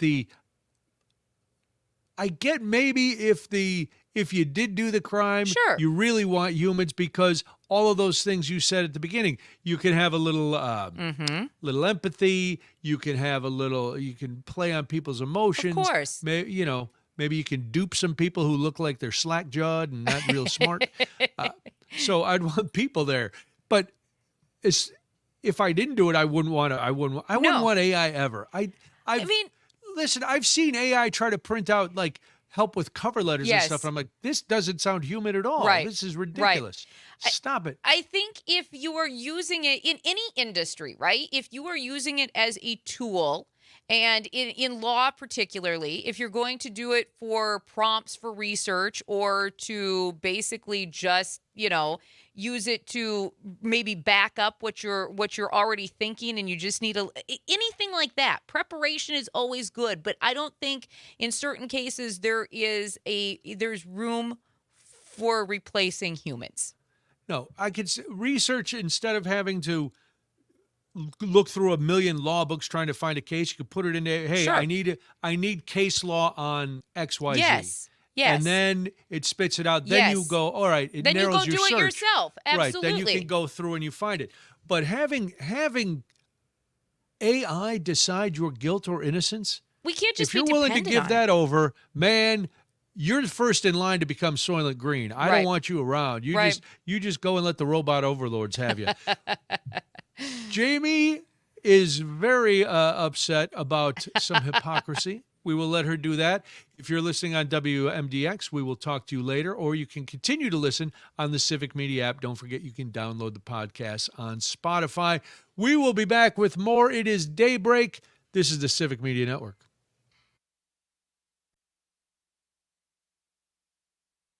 Across the state of Wisconsin, Daybreak with Brian and Jamie is back. It's 8:06 right now. Thank you so much for joining us this morning on the Civic Media Network. If you're in Appleton and Oshkosh, listening on WISS, or in Eau Claire on 93.5 The Tap, or even in Wisconsin Rapids right now, you're listening on WFHR. Thank you for joining us. My name is Jamie Martinson. Good morning. I'm Brian Noonan. I know it's only Thursday, but looking ahead to Monday Yes, is June 1st. it is. And Monday is the start of the Civic Media Accelerate Your Summer Text to Win multi-state contest. You need to be ready. I'm giving you days notice. Get that Civic Media app if you don't already have it, because your daily chance to win $100 and a Wisconsin Dells prize package plus every entry puts you into our grand prize drawing, and that grand prize is a $250 gas card and a $250 grocery card. You can download the Civic Media app for free. Be listening. Monday, we will give you all the details, but just know, That's right. Forewarned is forearmed. Is that what? Yeah, that's what we say. That nobody says that. But Monday, get ready. Get the app. We're going to do it starting Monday. All right. Jamie was hot last night. She was hot about hypocrisy. She doesn't like it. She won't put up with it. No. And she's ready to go. Well, here's the thing. I mean, politics, if you were listening in our last hour, politics is rough enough on people as it is. People don't actually agree with their own party. The party's in fight. We're going to actually get into that discussion a little later on about the parties here in the state of Wisconsin. That comes up at 8:30. But politics is rough enough. And Tom Tiffany, if you've been paying attention to the gubernatorial race, you know that he is the candidate for the Republican governor here in the state of Wisconsin. He is very active on social media. So over on his official Congressman Tom Tiffany page on Friday, May 22nd, he posted a graphic. And if you're on the stream, you can actually see what he posted. He is. And you can also see that Jamie took a posture when she started this. You brought your arm back on the table. Let's be honest. And it was like, oh man, we're getting a lecture now. But go ahead. This is the type of hypocrisy in politics that drives me absolutely bonkers. So in this particular graphic, if you haven't seen it, it is the campaign, the Tom Tiffany campaign is assuming that Francesca Hong and Mandela Barnes are the front runners, which according to the most recent polling, they are for the Democratic primary. And in this graphic, he's got 3 columns, right? The first column is Francesca Hong, big X's, abolish the police, legalize prostitution, empty prisons, extreme is the tag under her photo. Mandela Are Barnes, any of those real, by the way? I don't believe so. We talked to Francesca. Yeah, She never mentioned about legalizing prostitution or abolishing the police. No. Mandela Barnes is the middle candidate. And in that, more red X's, it says defund the police, end cash bail, empty prisons. Radical is the tag under him. Yeah. Then we get to the third column, and it's Tom Tiffany, bright green, wearing his Wisconsin home hat, and it says, support law enforcement, tough on crime, keep Wisconsin safe. Normal is how they've tagged Tom Tiffany. Normal.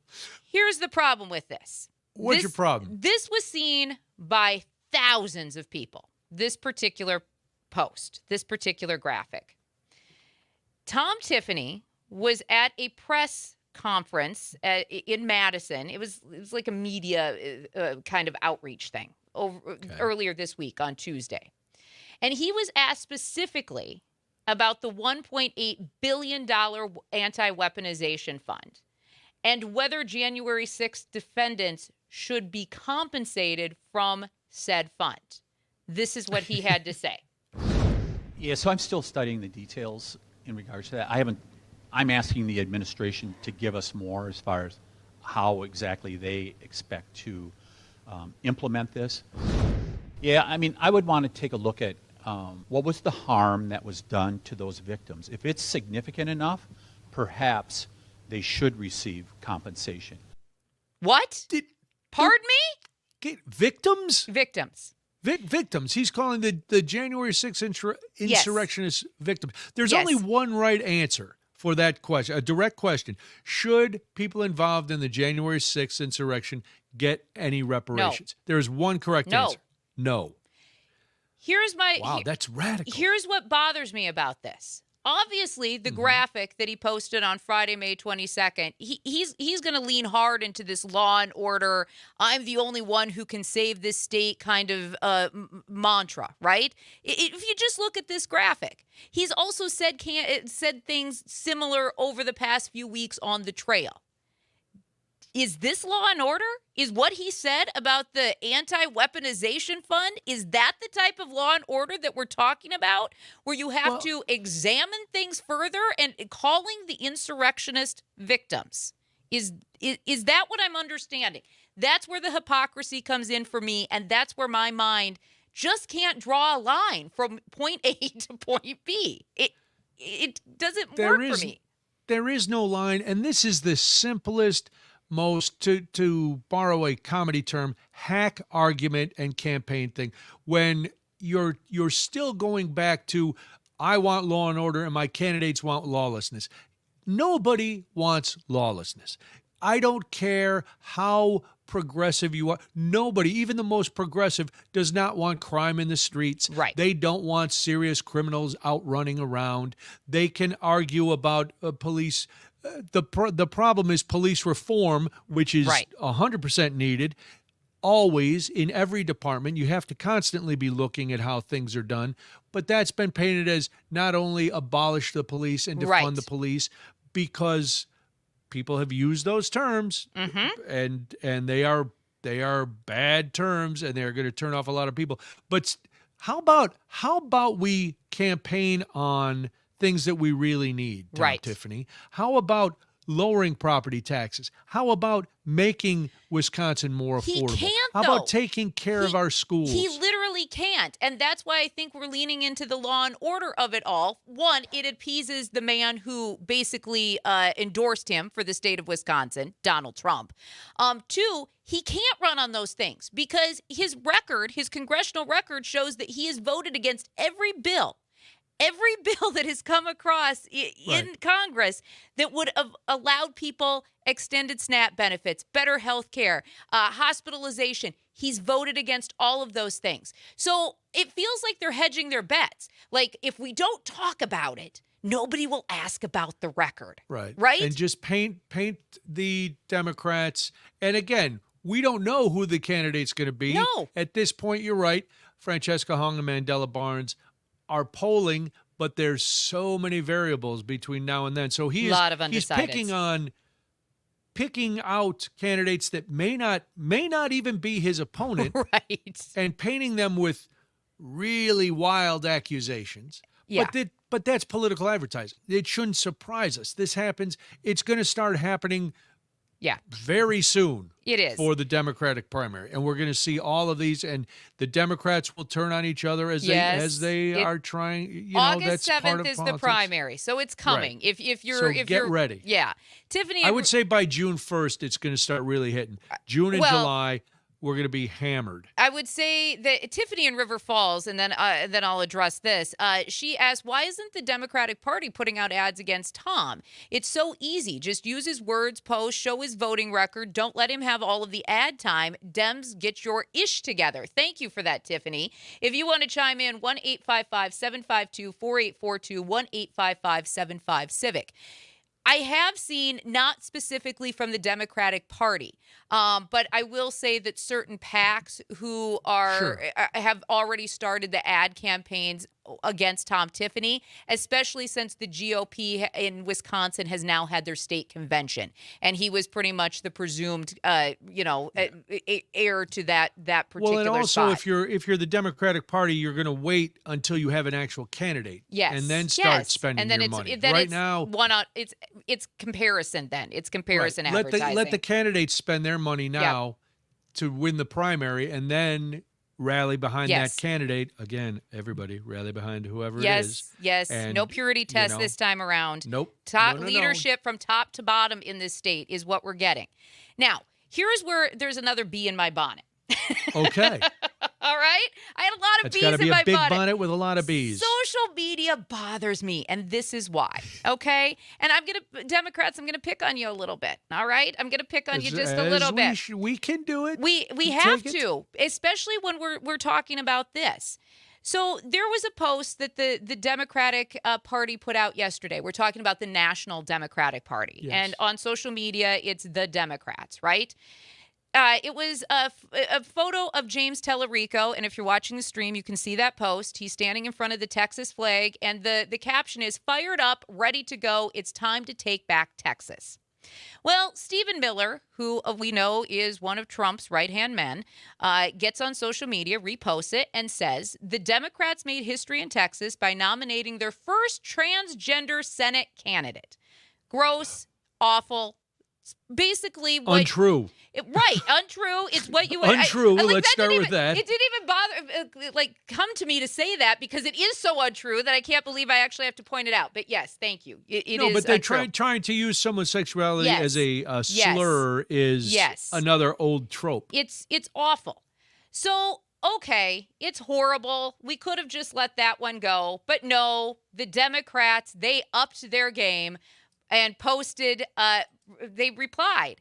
And it says, "Shut up, you ugly F." That was their response to Stephen Miller. Okay. So I get this is you politics. got to be in your bonnet about this? You don't like a little profanity? I don't care about profanity. I use it myself. Here's what I care about. Is this what we want? I get Democrats need to be meaner. But is this why people are shunning politics? Because this type of attitude is just stupid and nobody has time for it. Do we really care that much what Stephen Miller has to say that this was the response that the National Democratic Conference Committee gave to Stephen Miller's post? Why give it any more light at all? Because this has gone national. I think that post with that language is the most dismissive language you could use, and Okay. I think it backs up. It goes to your point. We're not even going to give you anything. Just shut up, you ugly. But that's how you dismiss someone. You know, maybe they could have said bye, Felicia. But who that does would have this- been fine. Who does this play with? Because we just talked about the fact that people are don't really want or don't really love either party. We've talked a lot about the fact that people are abandoning both parties, becoming more independents. Is this why? Because they're just tired of this? No, but we also said one of the top reasons that people are upset with the Democrats, even Democrats, are that they don't fight hard enough. This is the exact kind of language. And listen, I wish we were a little more civil. Sure. X is not the place to be civil. X True. is a cesspool. It is. That's the kind of language. If you want to get through on X, that's what you have to do. Now, is it the best? Is it an ideal situation? No. But I have no problem telling a guy like Stephen Miller to shut the F up and calling him ugly, because he needs to, and he is. And how dare you? But instead of getting into all these long, how dare you, why would you say that about our James Tallarico is a wonderful man, and blah, blah, blah, blah, blah. It's just like, shut up. I mean, and let me be clear, I'm not precious by any sort of means. Like, I feel like the Democrats need to fight harder. I just wonder if we're starting to alienate too much on both sides, and this is why people are disengaging. No, I think they're disengaging because we don't fight hard enough. All right, when we come back, is it time to scale back on screens in the classroom? I don't know. It's Daybreak on the Civic Media Network.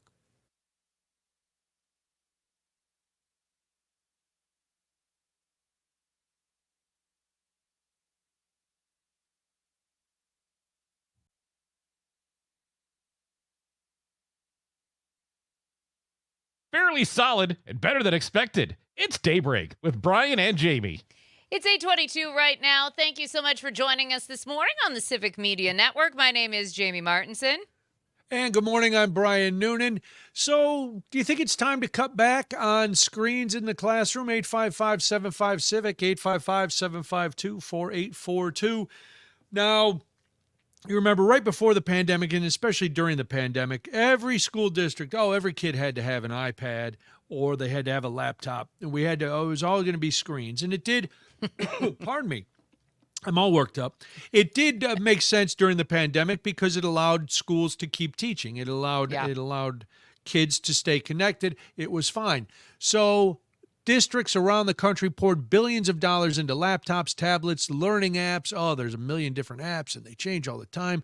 Now, schools around the country are facing a digital reckoning. Classrooms have become saturated with screens. A growing number of parents, teachers, and districts around the country are saying it is time to scale back.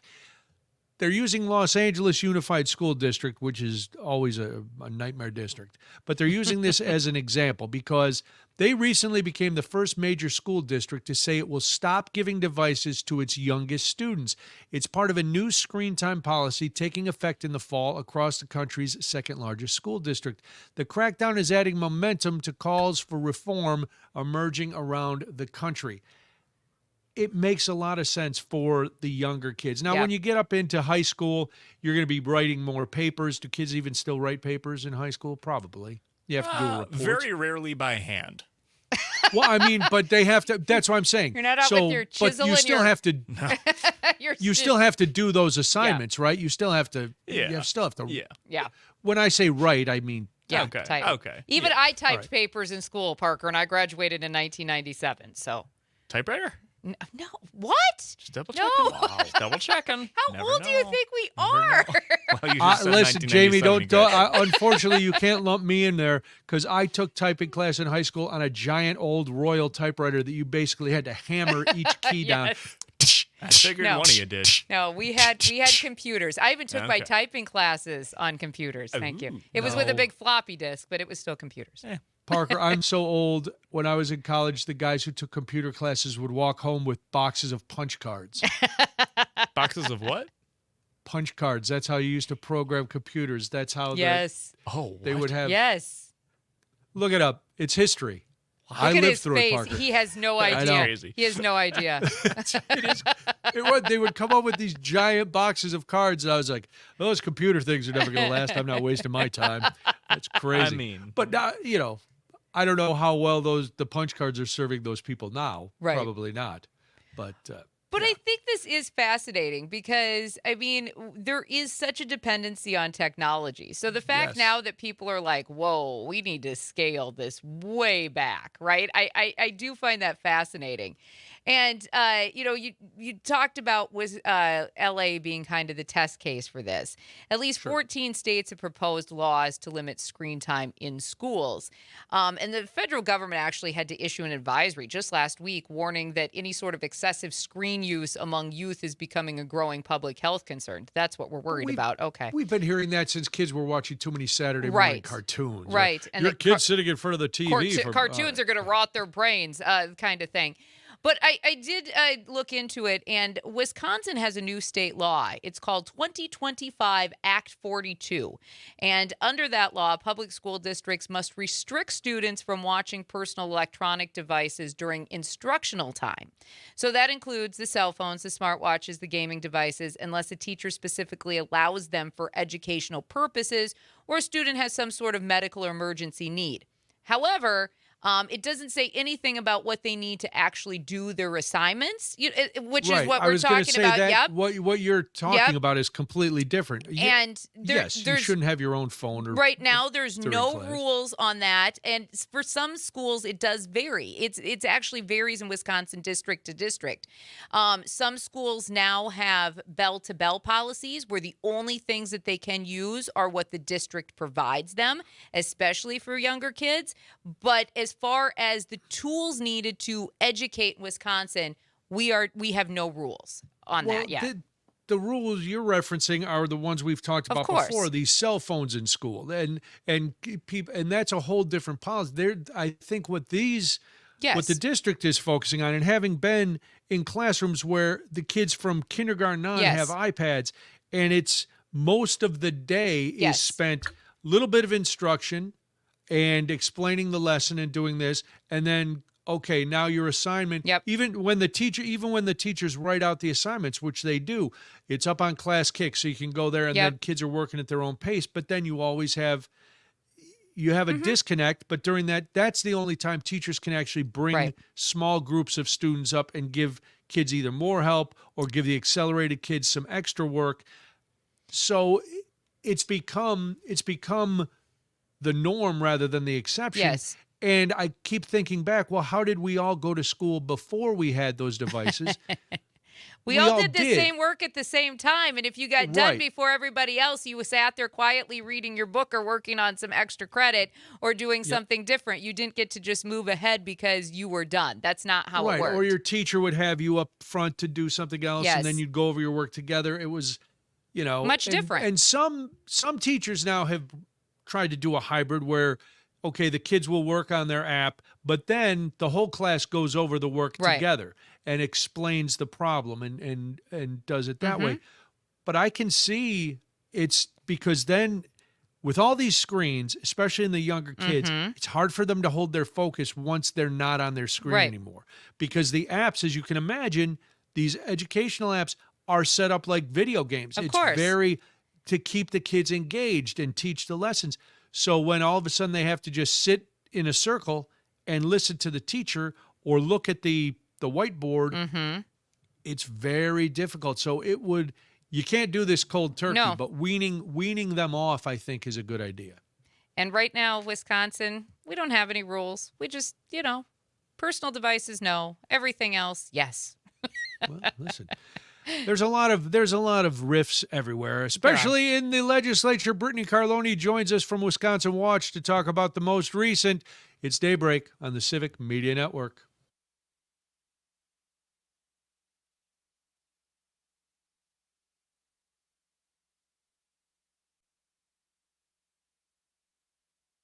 Local voices, statewide impact. It's Daybreak with Brian and Jamie. It's 8:35 right now. Thank you so much for joining us this morning. We do appreciate it. Hopefully you are having a great Thursday. My name is Jamie Martinson.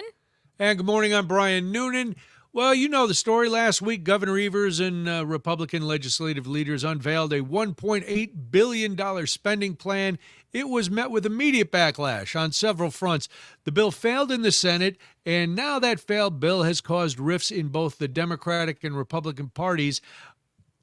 even amongst their own, not just back and forth, but no, Democrats are mad at Democrats, Republicans are mad at Republicans.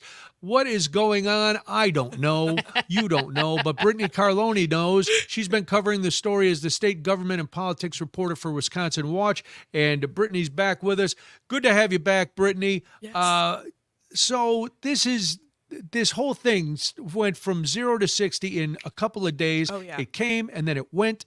So what are the biggest takeaways that you're hearing that were caused by the failure of the bill to pass? So I mean, and I think I want to highlight the big news this week was that the Marquette University Law School poll that came out on Tuesday showed that 80% of adults who were surveyed by the poll said that they wanted that bill to pass. And I think the way the questions were worded, I've seen a little bit of criticism of the poll, but I think the way the questions are worded, when somebody asks you if you want all this money for schools, if you want to get a $300 or $600 rebate check, if you're a married couple, like that, I think people would say, of course, people are going to say yes. And one of the things we pointed out with that is that poll was done May 20th through the 21st. The story broke on the 21st then that it would have actually put the state deficit billions into the red, right? Yeah. And so you have to wonder if people would have had that information. That was one thing we discussed here on the show. Would their answers have been different in that particular Marquette poll? Yeah, and I think that's part of the struggle. The fact that this whole situation went from the bill and the deal being introduced that Monday, and then by Wednesday night it was dead.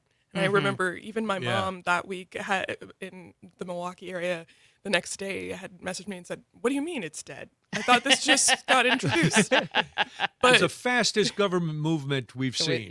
But no, I think some of the big takeaways. So the deal, I should say, was introduced on May 11th, and so not even quite 2 weeks ago at this point. But this was a unique thing because Governor Evers negotiated this with the Republican legislative leaders that he's basically been fighting with for the last 8 years. So when you think of Governor Evers making a deal with Robin Voss and Devin LeMahieu, when the last 8 years have not really been exactly the most friendly of relationships with that group of people, that already was kind of an oddball piece to this and takeaway to this story that, hey, these people are coming together to compromise on something. But then you saw immediately how the Democratic candidates for governor, specifically Francesca Hong and Kelda Roys, came out swinging, saying that this is a really bad idea, concerns about if the state could match growth to actually like pay for this projected surplus. And then you saw folks like Tom Tiffany agreeing with with the Democrats who really objected to this bill, saying that he also didn't like the bill, but from Tom Tiffany's perspective, he wants to return the entire surplus back to taxpayers across the state. And then you saw in the Senate how all of the Senate Democrats voted against that bill, but then you had a couple Republicans, especially like fiscally conservative Republicans like Steve Nass and Chris Kapenga, who sided with Democrats on voting for that bill.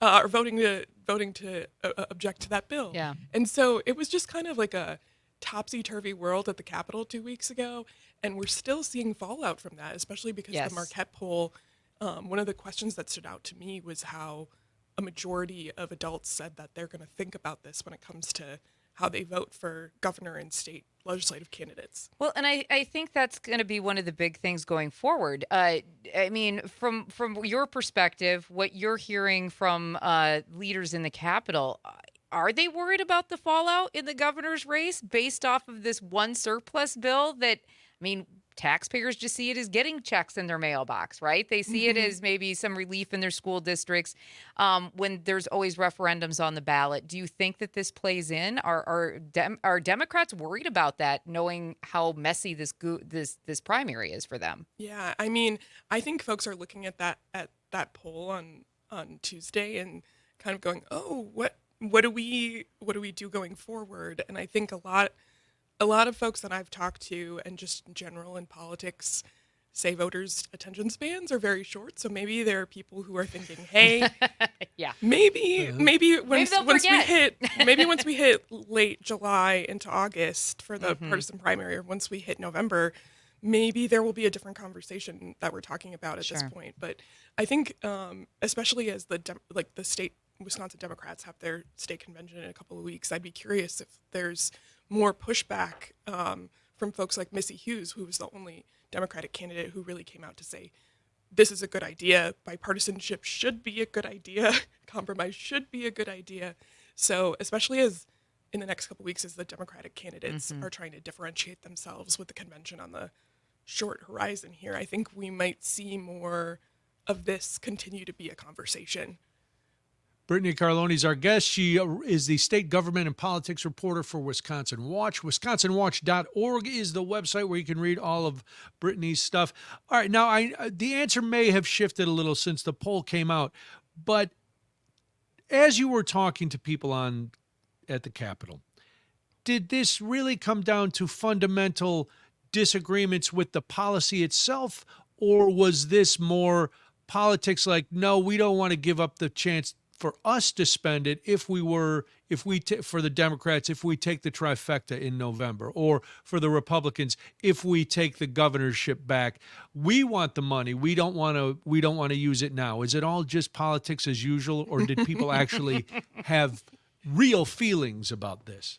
So I think from what I was able to see and like the conversations that I was having that week specifically, nobody's going to directly say, hey, nobody's going to come out and directly say, hey, we want to keep this money so that way we can spend it. But there was, in pretty much all of the conversations and statements and comments that people were making that week, I think about on the Senate floor, Dianne Hasselbein, who's the Democratic minority leader, she directly addressed, hey, if Democrats are in the majority in the Senate next year, we would focus on making sure that everybody has a voice at the table. We would talk about how we want to actually spend this money. And I think that, like, from what I was able to see, that was like the underlying conversation at this point, because people were, especially Democrats, were really kind of throwing Governor Evers and Robin Vos and Devin LeMahieu in this category of these three lame duck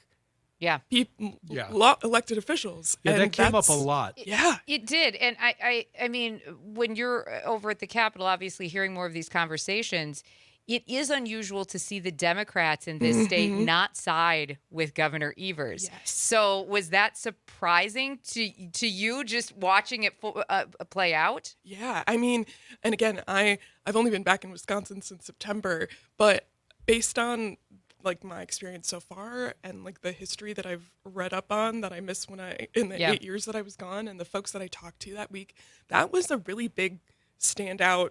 Hey, this is pretty odd considering just in the last couple legislative sessions, Democrats had to be ready to defend any Evers vetoes from being overturned by Republicans. So for them to come out swinging that week and saying, this is a bad idea, it was pretty odd. Even for the gubernatorial candidates to basically just say, no, I'm separating myself completely from whatever this deal was. Yeah. I was out of town when this happened. It was a little shocking to be watching it play out from afar, that the Democrats were that against whatever this backroom deal, we'll put in air quotes, might have been. Yeah, it'll be interesting to see, especially in these next 6+ months, the last months of Evers' term, how much more of a separation those candidates and even Democratic lawmakers, there's not a lot happening right now, but it'll just be interesting to see if there's an even further separation from Governor Evers at this point. Yeah. Was it more of a surprise, do you think, that they split from Evers, or how fast and how vocal they were about their split? Because, again, we keep going back to this timetable. The proposal was unveiled on the 18th, and by the 20th, it was dead. Yeah. I honestly, from my perspective, I think it's a combination of both.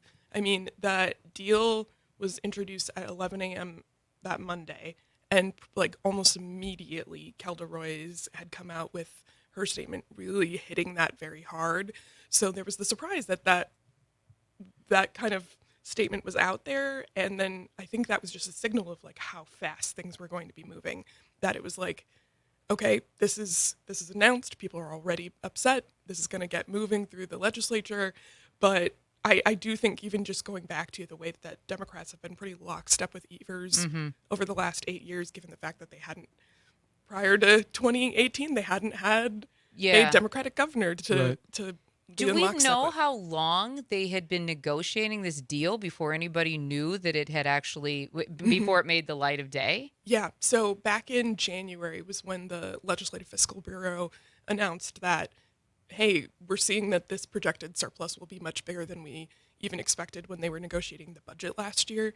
And then in February, as the Assembly was trying to wrap up their work for the year to get folks out on the campaign trail, there was a very similar, very fast-paced week where Robin Vos was really trying to put the pressure on Evers to get some sort of deal negotiated so lawmakers wouldn't have to come back to the Capitol.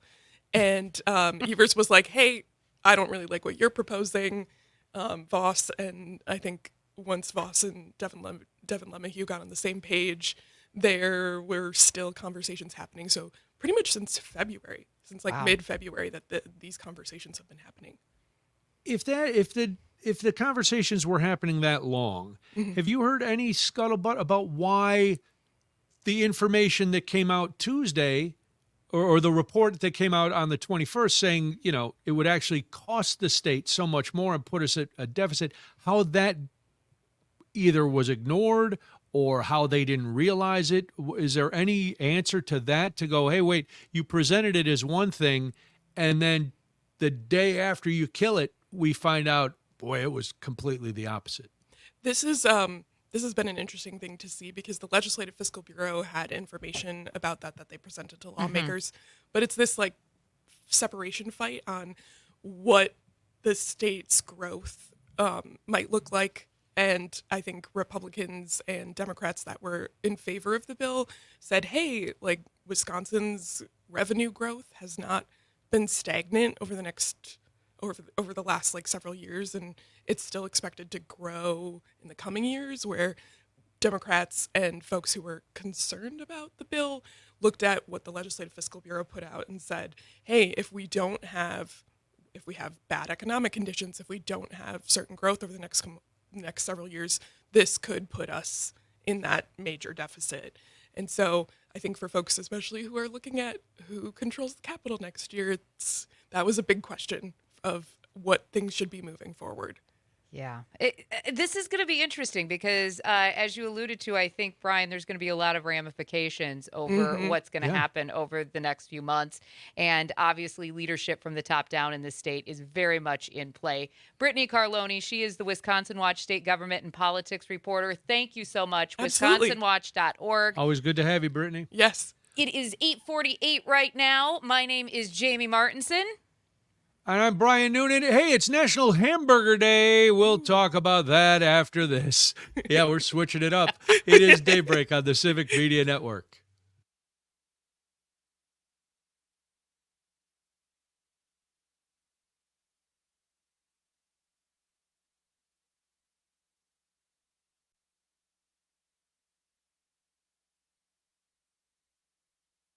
Now back to more of Daybreak with Brian and Jamie. It's 8:52 right now. Green Onions by Booker T and the MGs. Thank you very much for that, Parker. That's a great one this morning. You are listening to the Civic Media Network. My name is Jamie Martinson. And good morning, I'm Brian Noonan. All right, you may not know this. I am very excited to announce that today is National Hamburger Day. 855-75-CIVIC. Describe your ultimate burger. There's burgers everywhere. Actually, hamburgers are among America's favorite foods. They often come, as you know, paired with another favorite, French fries. French fries have the top spot in YouGov's The Most Popular American Dishes poll. Hamburgers come in fourth. Grilled cheese and cheeseburgers are number 2 and 3. So Americans love hamburgers. Look, anytime you drive around, from Culver's to every fast food chain, it's hamburgers. We love hamburgers. Consumers actually spent $115 billion at U.S. burger chains last year. That's according to the Senior Director of Industry Research at Technomic. Burger chains account for 20% of all consumer spending at chain restaurants. Wow. Not bad. No. So today, of course, there are burger deals all over if you are looking for a burger deal. But I know you've talked about your smash burgers. Is that your ultimate burger, Jamie, the smash burger? I do the Juicy Lucy's. The Juicy yes. Lucy's, that was it. Yes, yes. I don't know if it's my ultimate. It's my family's ultimate. I can live without the Juicy Lucy. They're delicious, don't get me wrong. Yeah. But at the same time, I'm kind of okay with not burning my chin because the cheese gushes out of the middle kind of thing. Fair. So there's that. For me personally, I think burgers are different because I have definitely my favorite fast food burgers, but then I know if I'm going to sit down somewhere and I'm going to have like a burger what I want. My favorite place of all time to get a burger, it is located in Elk River, Minnesota. The name of the restaurant was Daddy-O's, and it was like this old diner that was set up. It was originally like a Tex-Mex type of place, and the new owners came in, and so they still have like the Tex-Mex stuff on the menu, but then they parlayed into the burgers, the fries, and the shakes, right? So when you get a burger at Daddy-O's, it is, they say it's a 1/3 pound burger. I would venture to say it's closer to 1/2 pound. It's very, very large. It fills the entire bun. It's thick. It's juicy. They cook it to perfection every single time. They have several different reiterations of the burger that you can get depending on what you want. You can make your own. I am a fan of what they call the California burger, which is your lettuce, your tomato, a little mayo, not too much because I don't want things oozing out of my burger. Usually don't love cheese on it. And then, that's kind of my pickles. Put a few pickles for the crunch in the middle, and I'm usually good. And then Daddy-O's also has a really amazing fry. I am very specific about my French fries. I love a good crinkle cut. Got to be really crispy on the outside, very soft on the inside. I'm specific like that. Right. Don't give me the shoestring things, like those little tiny things. No, I don't want those. I'm specific about my fries. That's my ultimate. If I'm doing a fast food burger, Culver's is usually a good one because Culver's usually can get it done. So I'll stick to the Wisconsin roots of it all. All right, I'll go fast food. Yeah, there's a difference, 100%. Yes. Fast food, the Whopper is the top burger. Sure. Good one. No question. Followed very closely, and I can't get it because it's small places. Frank would know this. There's Mickey's is like a Greek diner kind of place, Sure. and they're peppered all over, and they have everything. You can get rib tips, you can get a gyro, but their cheeseburgers, their Big Mickey is a double cheese, and they're those really thin patties, not a smash burger, just a real thin patty. A ton of melted cheese, and they put these grilled onions on there. Oh, that's always good. The whole thing oozes. It's delicious. So those would be my two if I'm going out. But if I'm grilling burgers, there's no thin burger coming off my grill. No. It's got to be, I use the 1/2 pound patties, keep it nice and thick. Yep. It's got to have Swiss cheese, bacon, mayo, ketchup, bread and butter pickles, grilled onions is the choice. Raw onion is okay. A little bit of shredded lettuce on there, and I want it just a little pink, a little juicy. Yep. See, Chris is texting in. Okay, his all right. favorite place used to be Fuddruckers. I love Fuddruckers was great. Yes. Because they were thick. You get that big patty, and then you could dress it with all the other stuff. And then you built your own, essentially, is what you got to do, which was fantastic. And they had good buns. Toasted bun. Toasted you have bun to have is a the toasted best. bun. And I am kind of a snob when it comes to my bun as well. I kind of like if I'm having a really big burger, the bun has to support the whole thing because nobody wants a lap full of burger, right? So it's got to be a bakery style bun, not a bagged bun. Yes, exactly. And then it also, again, like you mentioned, has to be toasted. Little butter, not too much, because you also don't want them to get soggy on the center. So it's got to have that nice crisp around the edge. Right? I was waiting. I was like, wait, Frank isn't here on Food Talk. He must have left. I'll pop in for this. Okay, yes, all right. in. Favorite best burger? How do you build your ultimate Dress burger? it. You're building your burger, Frank. This is it. Double smash burger, cheese, Martin's potato roll, pickles, onions, burger sauce. Nice. Done. What's a burger Right. sauce? What's the burger sauce? It like In-N-Out spread. Like okay, gotcha. Ketchup. Okay. Yeah. Mayo, maybe a touch of mustard, some relish in there. I do. Well, I like to mix my ketchup and mayo up. I think it's. Yep. I love a good onion. I love, but not too thick, because some restaurants will get all happy with the knife and I'll put these big, thick. I like some good onions. I though. like good onion, but I onion. want them thinly, like a little thin. I don't want them like paper thin, but like I don't need a big chunk of onion in there. I want them like I'm very Tomatoes are good if specific. they're in season, Yeah, because you don't want bitter. You don't want I bitter don't want- tomatoes. or just mush. Roger from Fast Stevens tomatoes. Point says that once a year for a family picnic, he makes chili burgers. Okay, now I'm intrigued. What's a chili burger? It's a burger with chili on top of it. Alicia chiming in over at our YouTube chat says she's at Culver's right now, which is great. And Mims in Menasha is the best. I've Really? actually heard of Mims. I have not had a chance to stop there, but I've been told that when I get in that vicinity, I have to go. So interesting. Well, go check out their yeah. burger specials at Burger King, Buffalo Wild Wings, Dairy Queen, Red Robin, Shake Shack, a lot of places around Wisconsin. Enjoy a burger today. We will enjoy saying goodbye to you only because we then get to say hello to you again tomorrow. So we will be back for our Friday edition. Thank you for listening and be a part of the show. I'm Brian Noonan. I'm Jamie Martinson. Thank you so much. We will talk to you again tomorrow morning right here on the Civic Media Network.